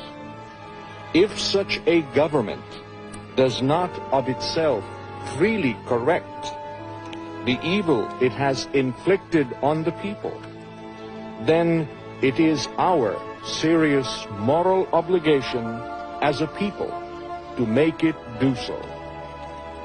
This means active resistance of evil by peaceful means in the manner of Christ.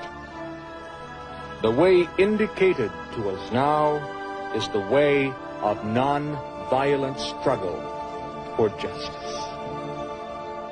The church has showed its real position. They were for Cory all the time. They were the only reason why Cory got any votes at all. Priests and nuns forced them, intimidated them. We have reports all over the country. The church is riddled with communists. They put on a white collar and think they can get away with murder. They killed my supporters in the countryside. I have heard dozens of stories. Forget about them. Nobody listens to them. You won the election. You are the president. Concentrate on your inauguration. Hello? Uncle, it's me. Sally? Where are you calling from? From Manila. I left the NPA. Don't come here. Our house is being watched. But I have nowhere to go. Well, go over to Tony's place. I have to get out myself. I'll meet you there in a couple of hours, okay?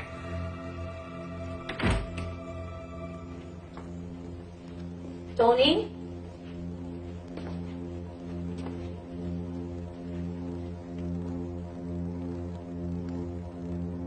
Tony?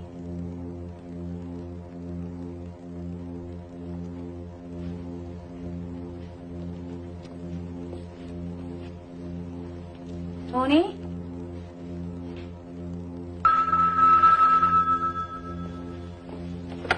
Hello? Hello? Hello?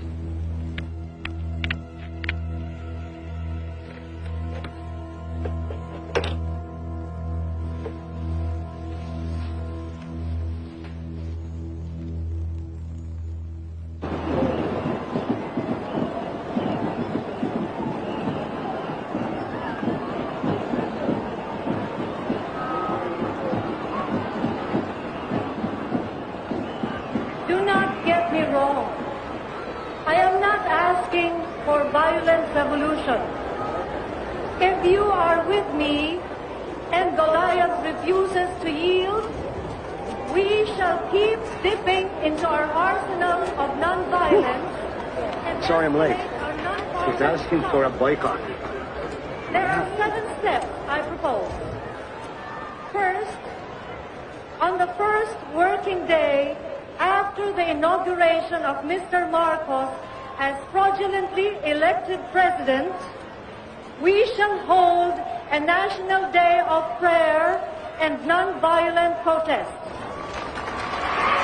Secondly, I ask you to boycott the 7 banks that have helped the usurper perpetrate his hold on power.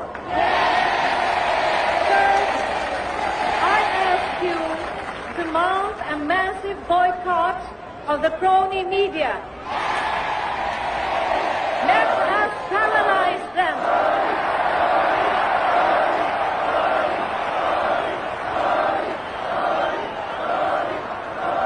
So what do these people want with a pathetic boycott?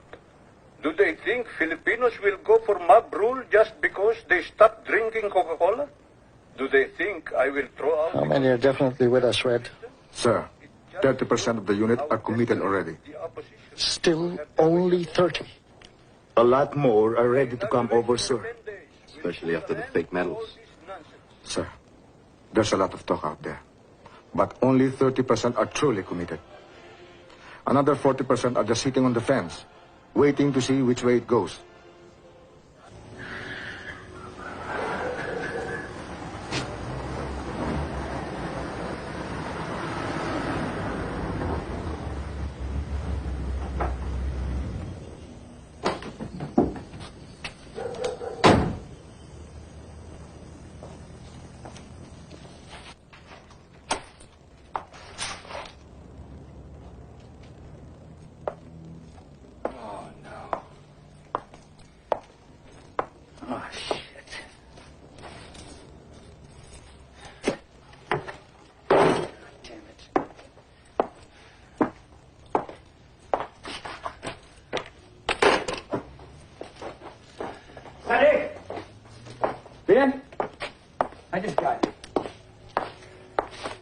Silly!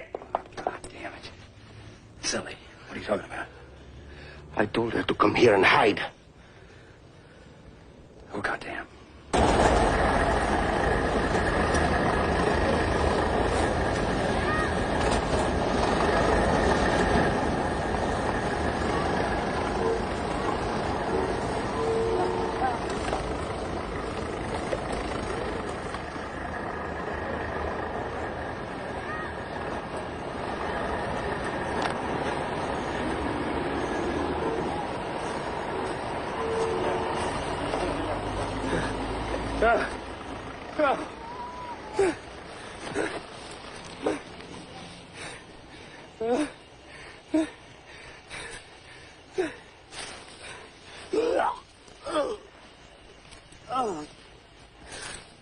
Oh, sorry.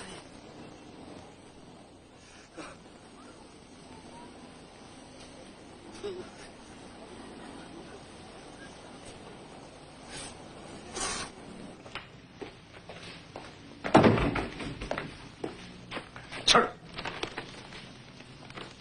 The course set for Sunday. 2 o'clock in the morning. We still don't have definite proof that Enrique is behind it, Apple. But they're all his men. Of course. He's behind it. He's taking advantage of all the Corin nonsense to make his grab for power. By Sunday morning, Johnny Ponce Enrile is finished. Make sure of it. Yes, sir.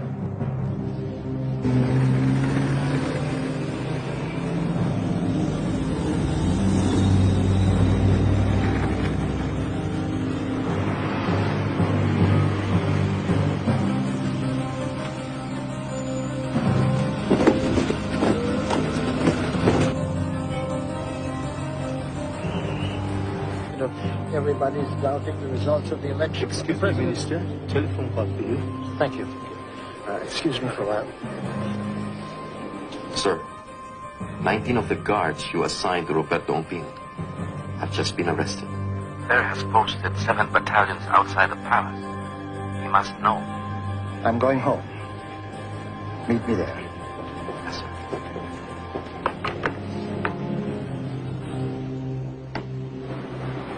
Hindi pa kayo nandun, sir. Salamat. Good afternoon, sir. Sir, Fair asked me to a secret meeting at the Bayview Hotel. It's a setup, sir. They were going to kill me. Nothing surer. That explains the build-up at the palace. This is it. How many men have we got? 150. Get all our men out to Aguinaldo. Get as many weapons as you can lay your hands on. Yes, sir.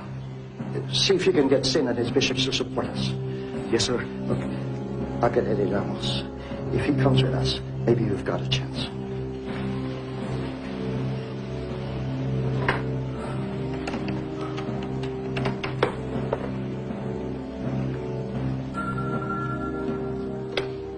Hello?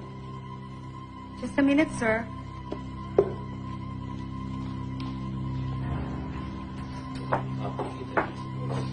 Excuse me. Telephone for you, General Ramos. Thank you.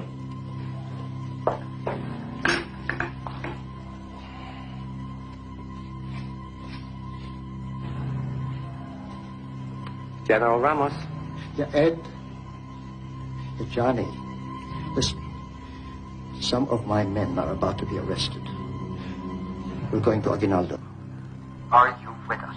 Don't say any more. This phone is not secure. But I am with you all the way. Thank you. He's coming. Nice.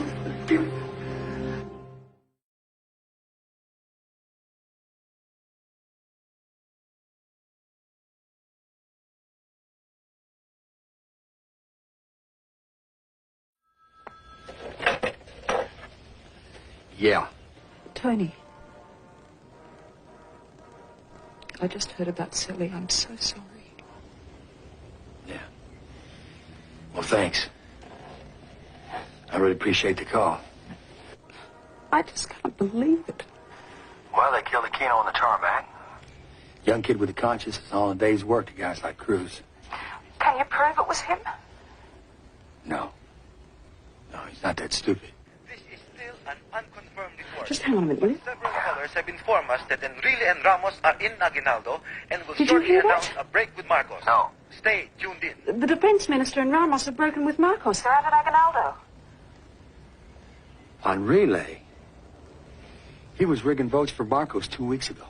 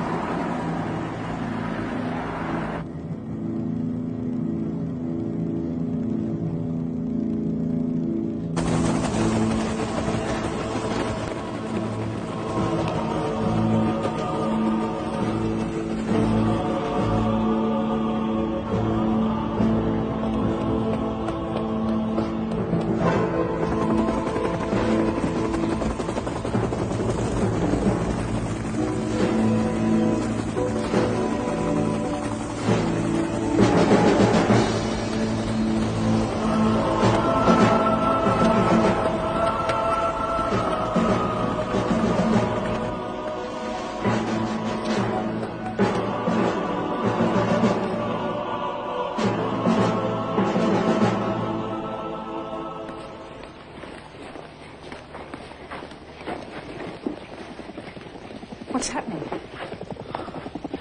There's 300 of us in here. There's about 10 battalions of them out there. They've got tanks and heavy artillery. We have nothing but small arms. We're as good as dead. Well, if you don't stand a chance, then for God's sake, surrender. They'll wipe us out. And then the whole country will be up in flames. So when they come for us, we'll fight.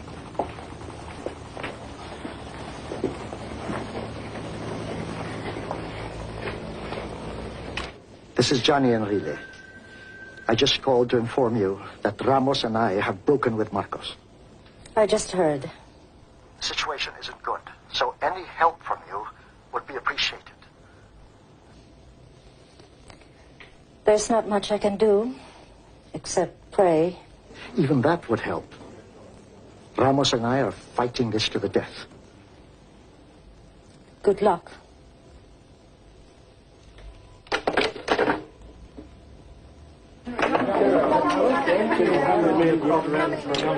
I cannot hear you. Okay. That's it. Move back, Can you please. give us just one quick one? You can tell us something. Enrile was Ninoy's jailer. I had to beg him to let me see my husband. Everything we said or did in that cell was recorded. Now I'm praying for him.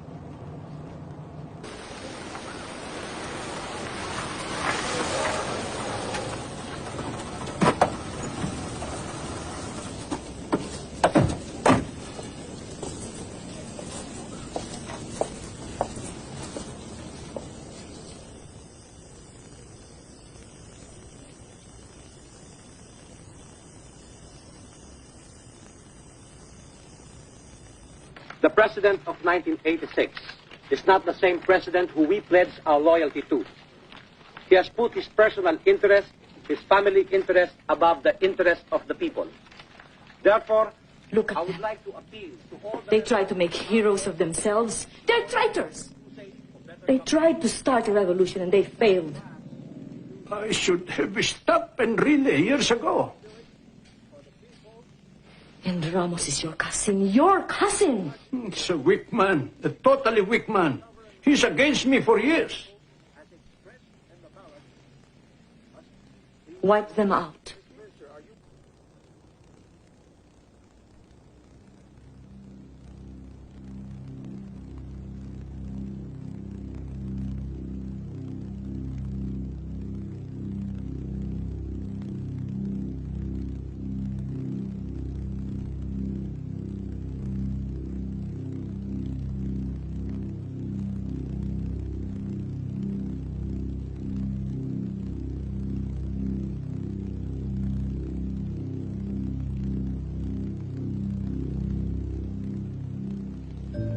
Dearest God, in this dark hour, when the future of our country lies in the balance, please protect and nurture us, that we might do your will. Give us all wisdom and courage to guide this country in your name.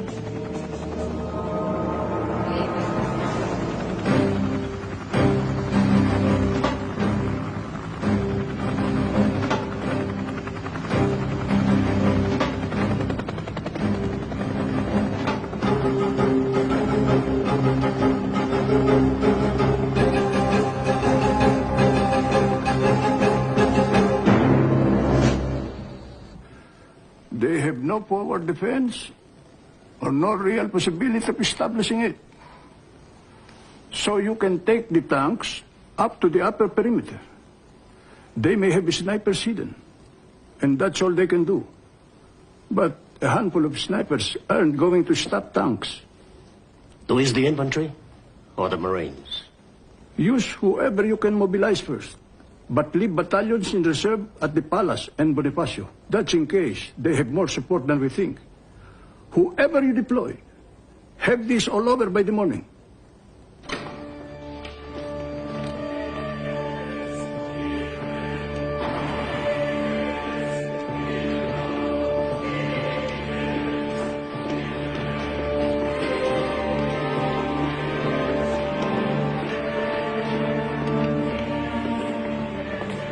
Have you heard the news? Yes, I've just been told. Enrique has been trying to reach you. Your Eminence, I don't want to die. If possible, do something. The order to smash us has already been given. Your Eminence, please help us by calling the people to support us. Okay, Eddie.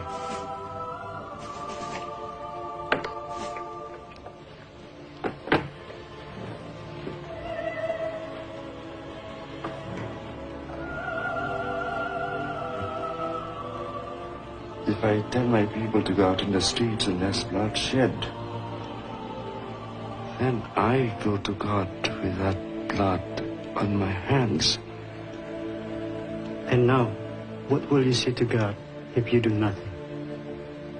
Marcos will fire into the crowds.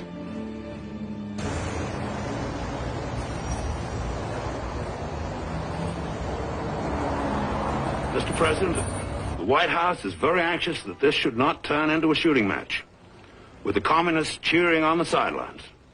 It's hard to negotiate with traitors who plotted your death. We have every justification to crush them. We are very disturbed to hear that, Mr. President. The White House is very anxious to have this settled by negotiation. We haven't got much time. I know. I'm counting on more units for support. What about the telephone calls? What's Excuse me. Sir, you're going to leave us. Olive, you're crucial to us. More crucial than anyone in Manila. Now, there are only a handful of people outside the gates at the moment. And if their orders shoot to use your men to clear them, the tanks can roll right up to our gates. I have already received the order. Ver called me a few minutes ago. Well, now that you know the score, we're counting on your support. Yes.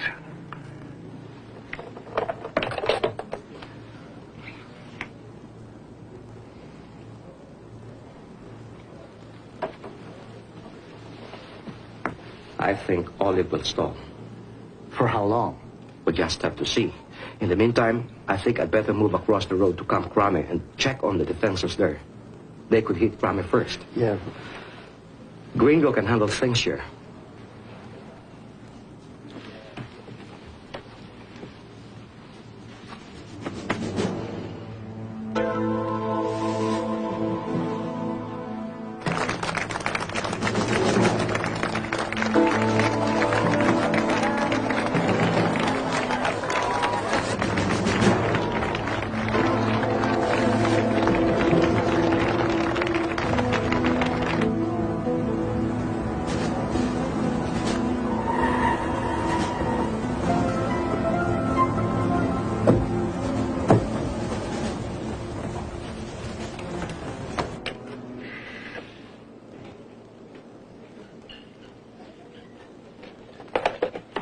Boots, thanks for coming. Minister, we know what you are trying to do. How can I help? People. Give us people. Listen, this man is from Radio Veritas. You can go straight to air. Boots Aquino. This is Boots Aquino. Tell me when you're ready. Okay. This is Boots Aquino. I am here in Minister Enrile's office at Camp Aguinaldo. He and his men are just bracing themselves against an attack. I am calling on all concerned citizens to surround the camp and protect them with our bodies. Minister Enrile and General Ramos have declared that the regime no longer has the support of the people. I am calling on all my Filipino fellow countrymen to surround the camp and try and prevent bloodshed.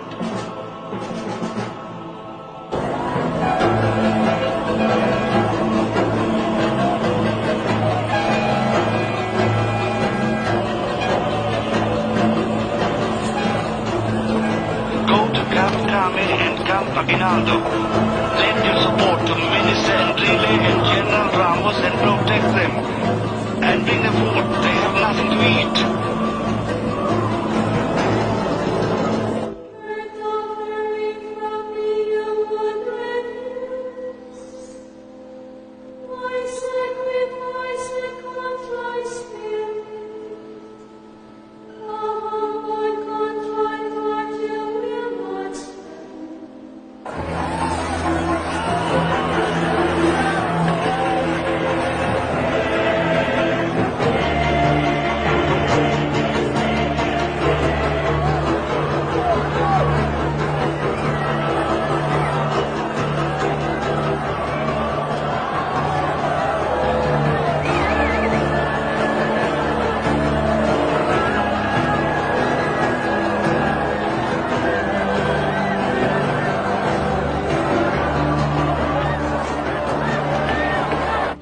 As soon as the civilians are clear, get ready to attack the camp. Perhaps, sir, it would be better if we talk to them first so we can assess their position before we attack. As soon as my broadcast is finished, get Enrile on the phone. I want to talk to him myself. This is the Radio Veritas news update. We are receiving reports that... Have Radio Veritas put out the air! Yes, sir.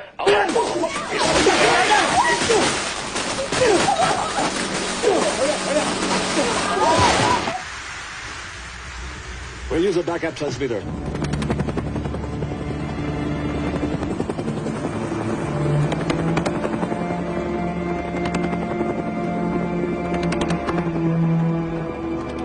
Just hours ago, this highway was crammed with Filipinos intent on change. Called to the streets by their cardinal, tens of thousands of people fill this stretch of Epifanio de los Santos Avenue, EDSA for short.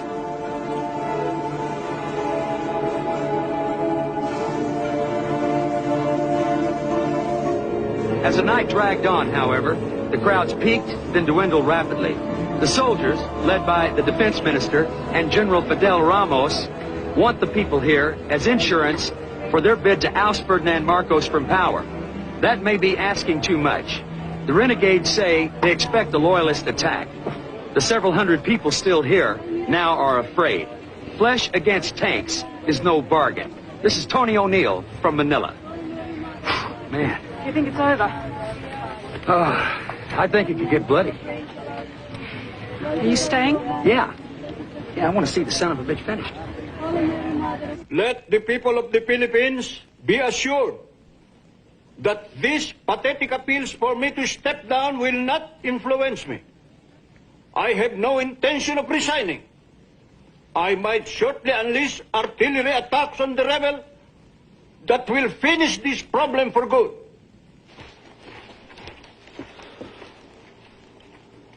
Sir,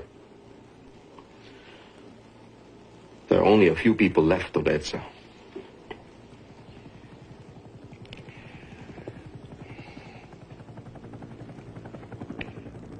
were with us to the death 3 days ago. But now where the hell are they?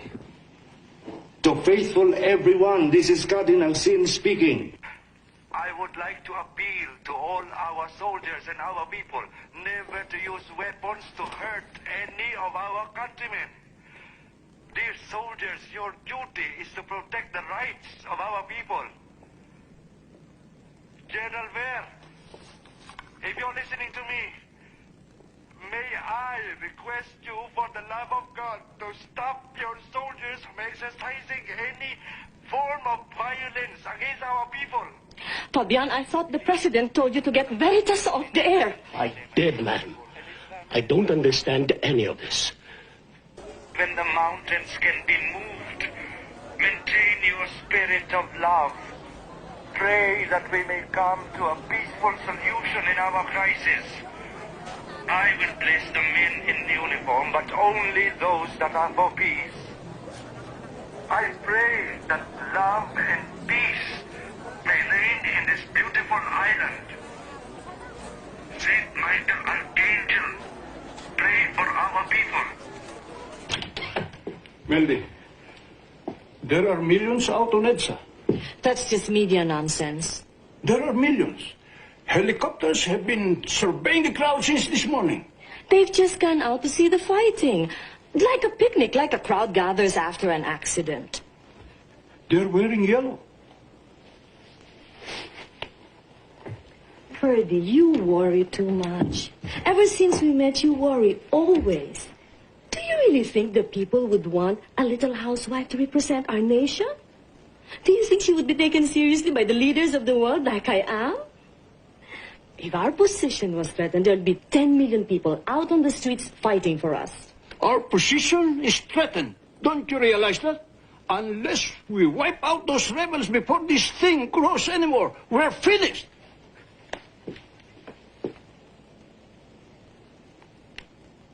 These shoes are too low.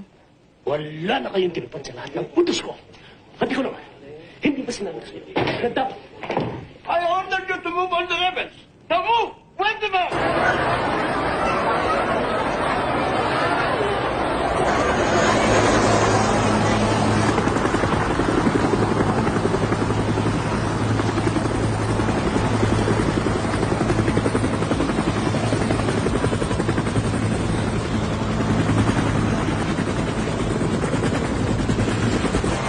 Looks like time is running out for the rebel forces inside Aguinaldo and Trump. A large convoy of tanks, armored personnel vehicles, and troop carriers is moving past our vantage point here on EDSA, heading toward Ortigas Avenue. A helicopter just flew over and landed not far from here in the vacant lot at the corner of Ortigas and EDSA, where it looks like a staging area has been set up for loyalist troops. I can't estimate how large the attack force is, but this convoy seems to stretch for miles. Many people have started to move over to the vacant lot and are now surrounding the troops. People are singing, girls are giving flowers to the soldiers, nuns are saying rosaries. They mark the soldiers, look confused and don't know what to do. Stop, please! We are all Filipinos!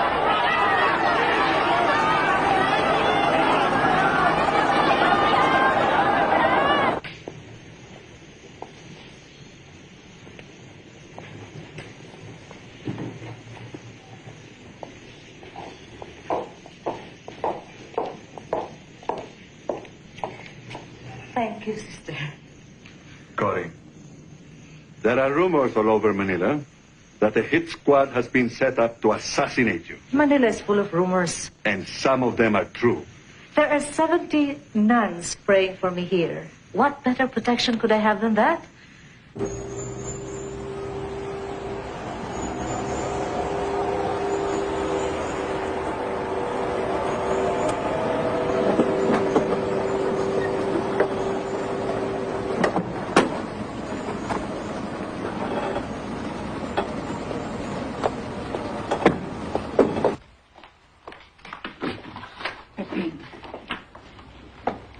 Cory, they feel it would be safer for me if I stay with you.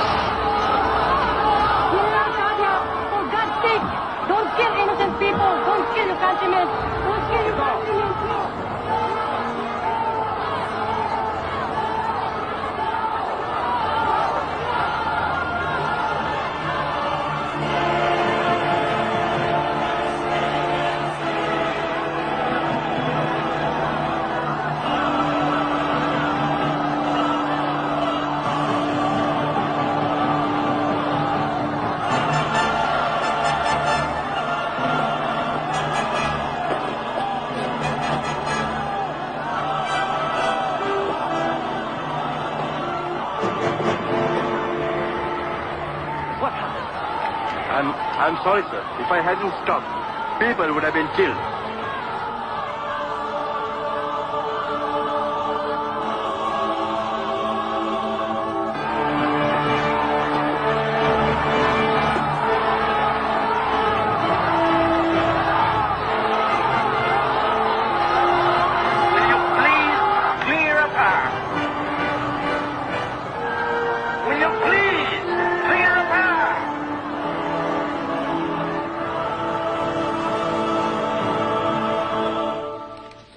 Sir, Tadia cannot get the crowd to move. He's been stopped? Yes, sir.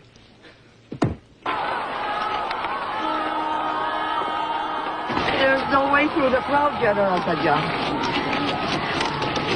If you go further forward, you'll have to kill your fellow Filipinos. And I'll be the first. Move me over there.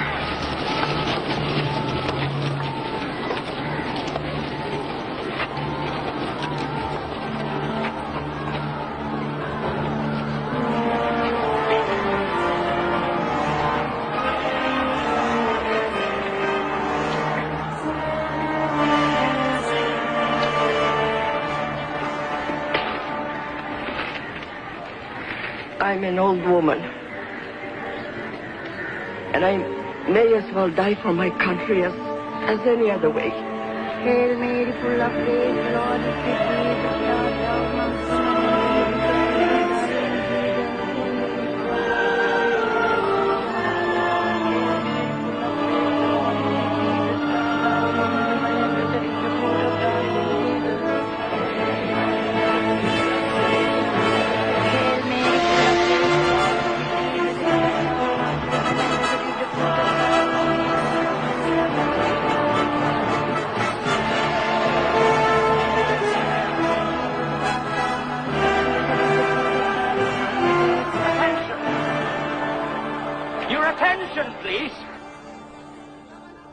I wish to avoid any civilian casualties. But I am under orders to proceed to Krame. And I am bound by duty to obey those orders. This is your last warning. You know very well who the general is getting his orders from. You people! Who are you getting your orders from? Cory! Cory! Cory! Cory! Cory!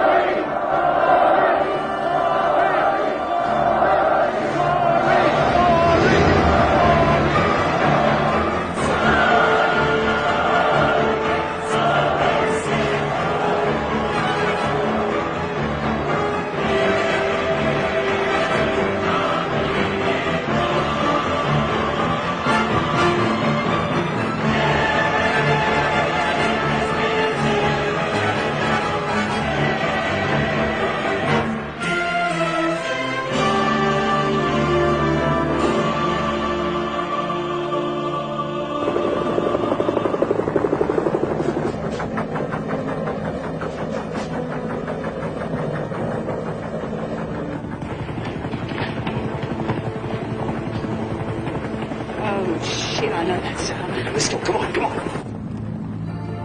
You have made the Lord your defender, the Most High your protector. The guard's got them. And so no disaster will strike you, no violence will come near your fighting. home. No fighting. God will put his angels in charge of you.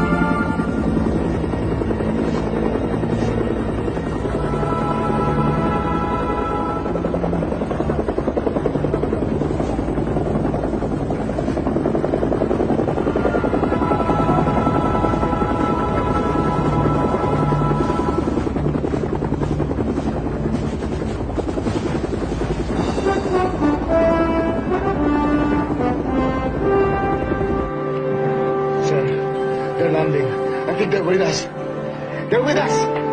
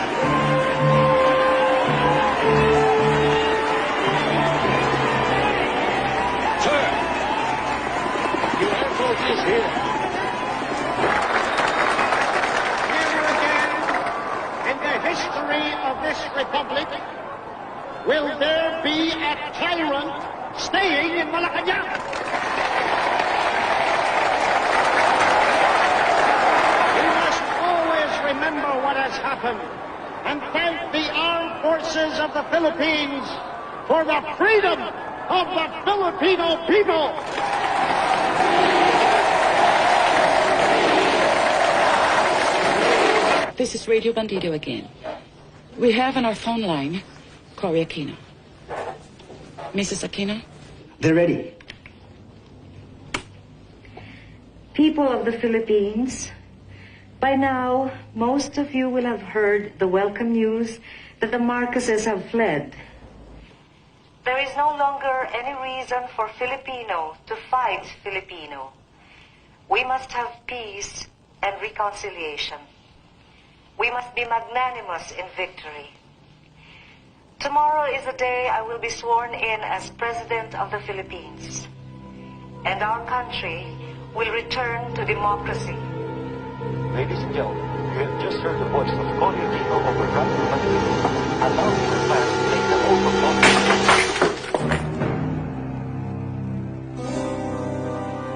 To all of you who are out there watching, do not believe these lies. I am still very much in control. They've done it. They've done it. Would they be here tonight with me if I was not totally... You're off the air. You're off the air.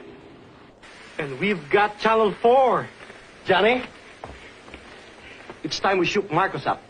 Greg, tell Colonel Sotelo to take one of his gunships and strafe the palace. Not to kill anybody, just to give them a scare.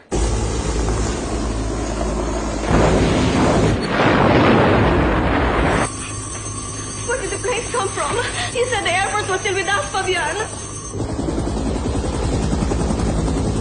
Fabian, what's happening? Where did the planes come from? Mercy. What's happening? Where the hell are you? Colonel!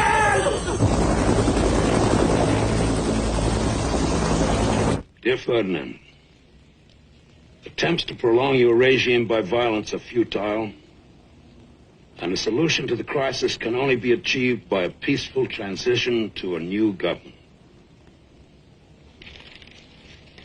Mr. President, we will facilitate your departure in every possible way.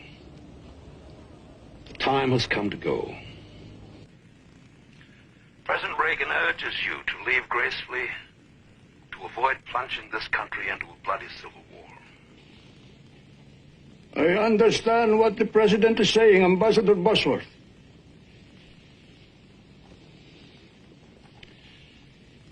The First Lady is standing here beside me. She understands, but she cannot bear the thought of leaving the palace.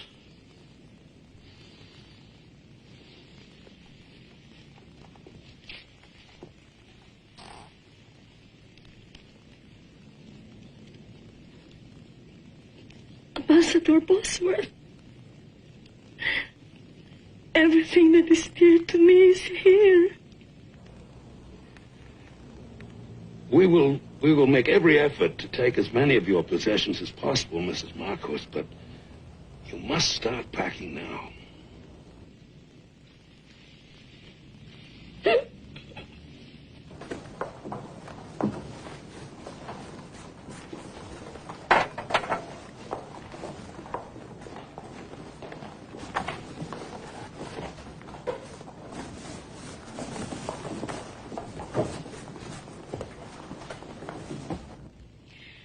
I feel it would be a betrayal of Ninoy if I let Ver go. I know how you must feel. But you must balance that against the harm it can do the nation if Marcos fights to the end.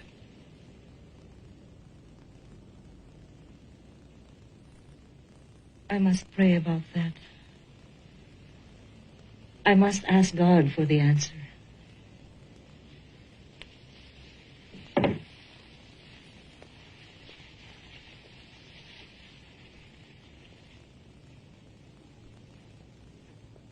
My God, I'm heartily sorry for having offended thee.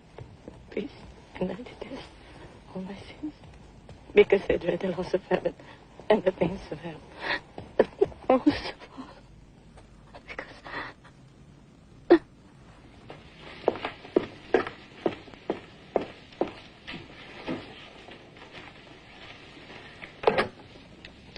Hello. Could you please get me through to Nancy Reagan? Yes.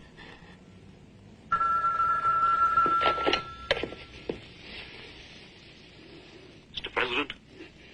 Paul, did you talk to the president? Yes, sir. What did he say?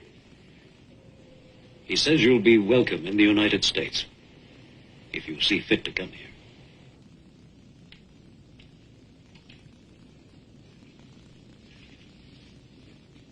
Tell me, Paul, what do you think? Should I step down? I think you should cut, and cut cleanly. I think the time has come.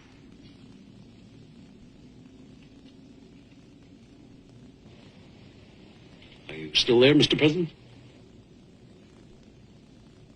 I'm so very, very disappointed.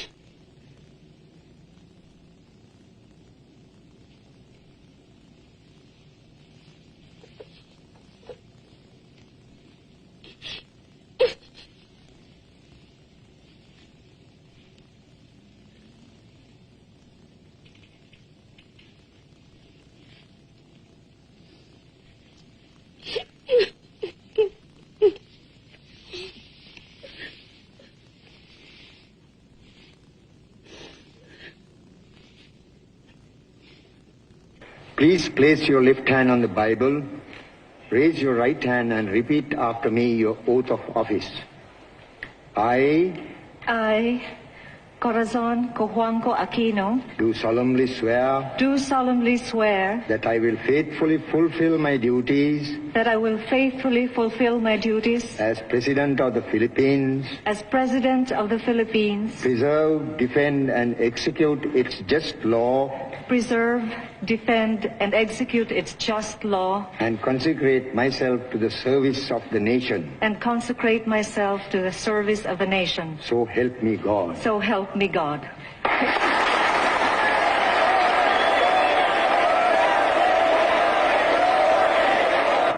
No, I'm not bringing gas. Bring this instead. Do we have to bring all this? Yes. You don't know how much I'm leaving behind. I told you. We should have gone last week. Oh, stop it. I'm doing my best.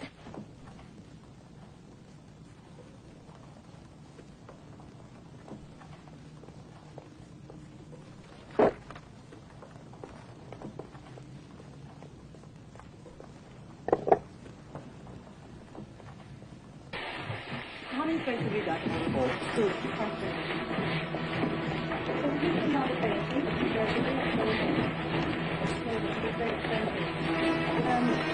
I got my bracelet. Yes, ma'am. Those are important documents. Well, I have gifts for all of you for all the wonderful service you've given us through the years. Thank you. Why don't you get one? Yeah. Thank you.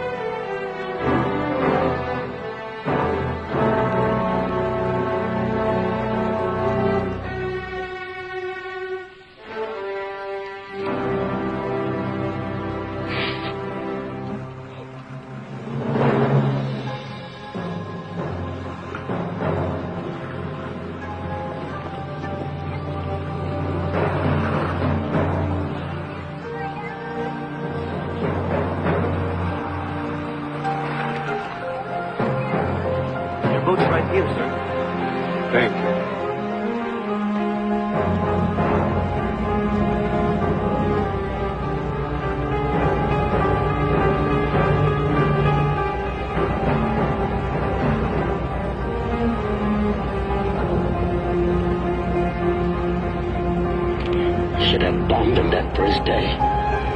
Things would have been different.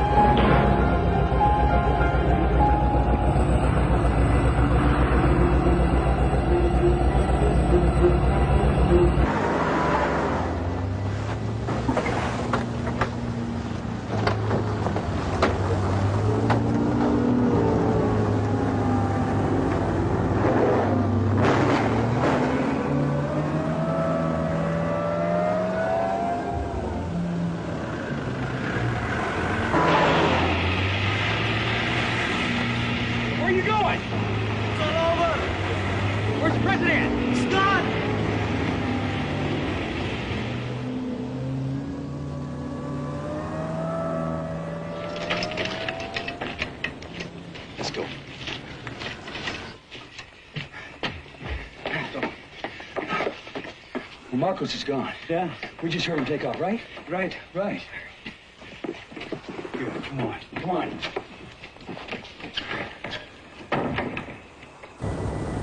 Mike, I cannot go. Look, I only have $200 in my wallet. We're getting underway very shortly, sir. I didn't have time to get my money out of the bank. Everything will be taken care of when you get to Hawaii. They'll be sorry. No weapons allowed, sir. Don't fuck with me. Right. Cruz. All right, get on.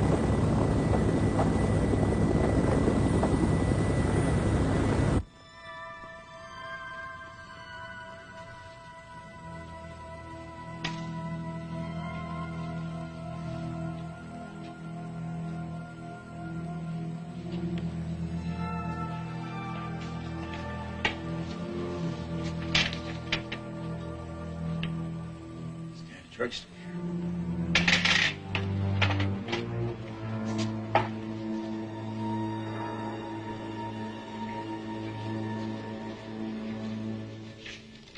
Mom? Yeah? Shoot this for me. Rise and Fall of the Third Reich, followed by Aphrodisia's Diary. Time to get moving, sir. This is all very stupid. They will call us back. In a few weeks, they will be begging us to come back. If that's the case, we'll be right back here again, sir. Do they really think that woman can run the country? Do they think so? They'll be begging us to return. Just think of it as a holiday then, madam. Come on, Mama.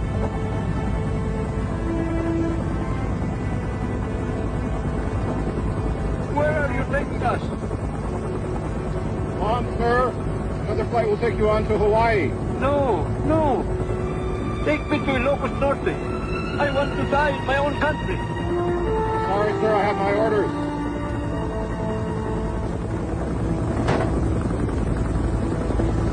We praise the decision of President Marcos. Reason and compassion have prevailed in ways that best serve the Filipino nation and people. In his long term as president, Ferdinand Marcos showed himself to be a staunch friend of the United States.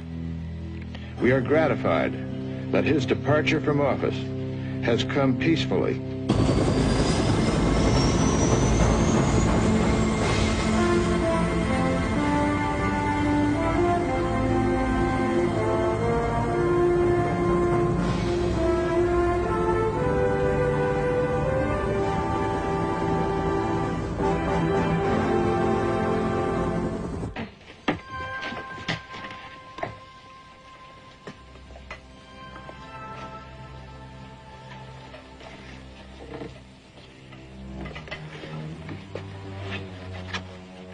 Nice little pump here. One of many.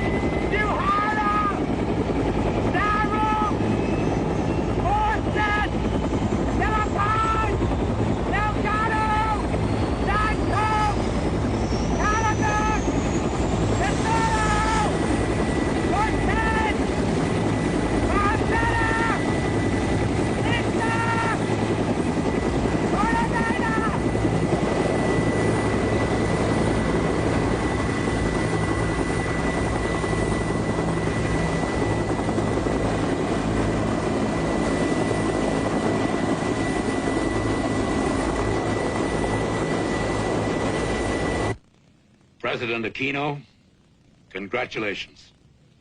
I and all my staff wish you the very best. And the President of the United States sends his warmest regards. Thank you, Mr. Ambassador. And thank you, President.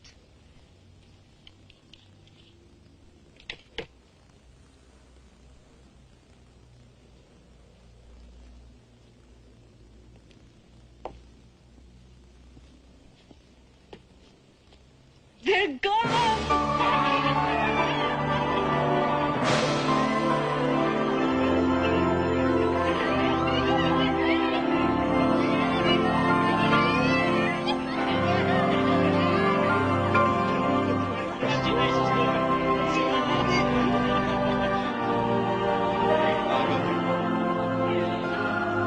It's late.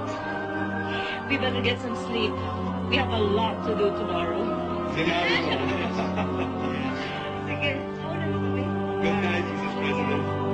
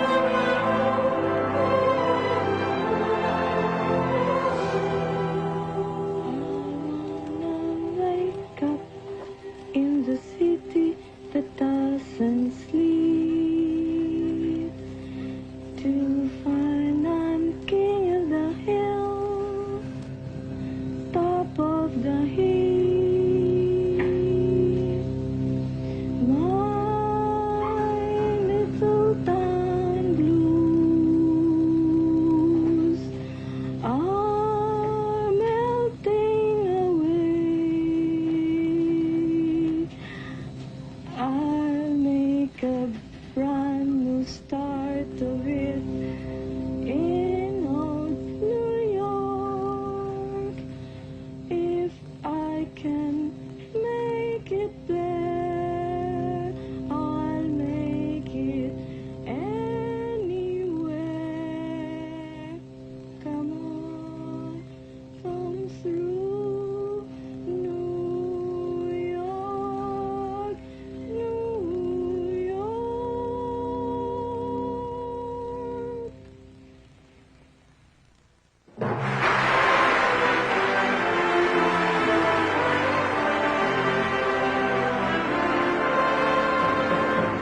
of the Congress, it is my great privilege to present to you Her Excellency Corazon C. Aquino, President of the Republic of the Philippines.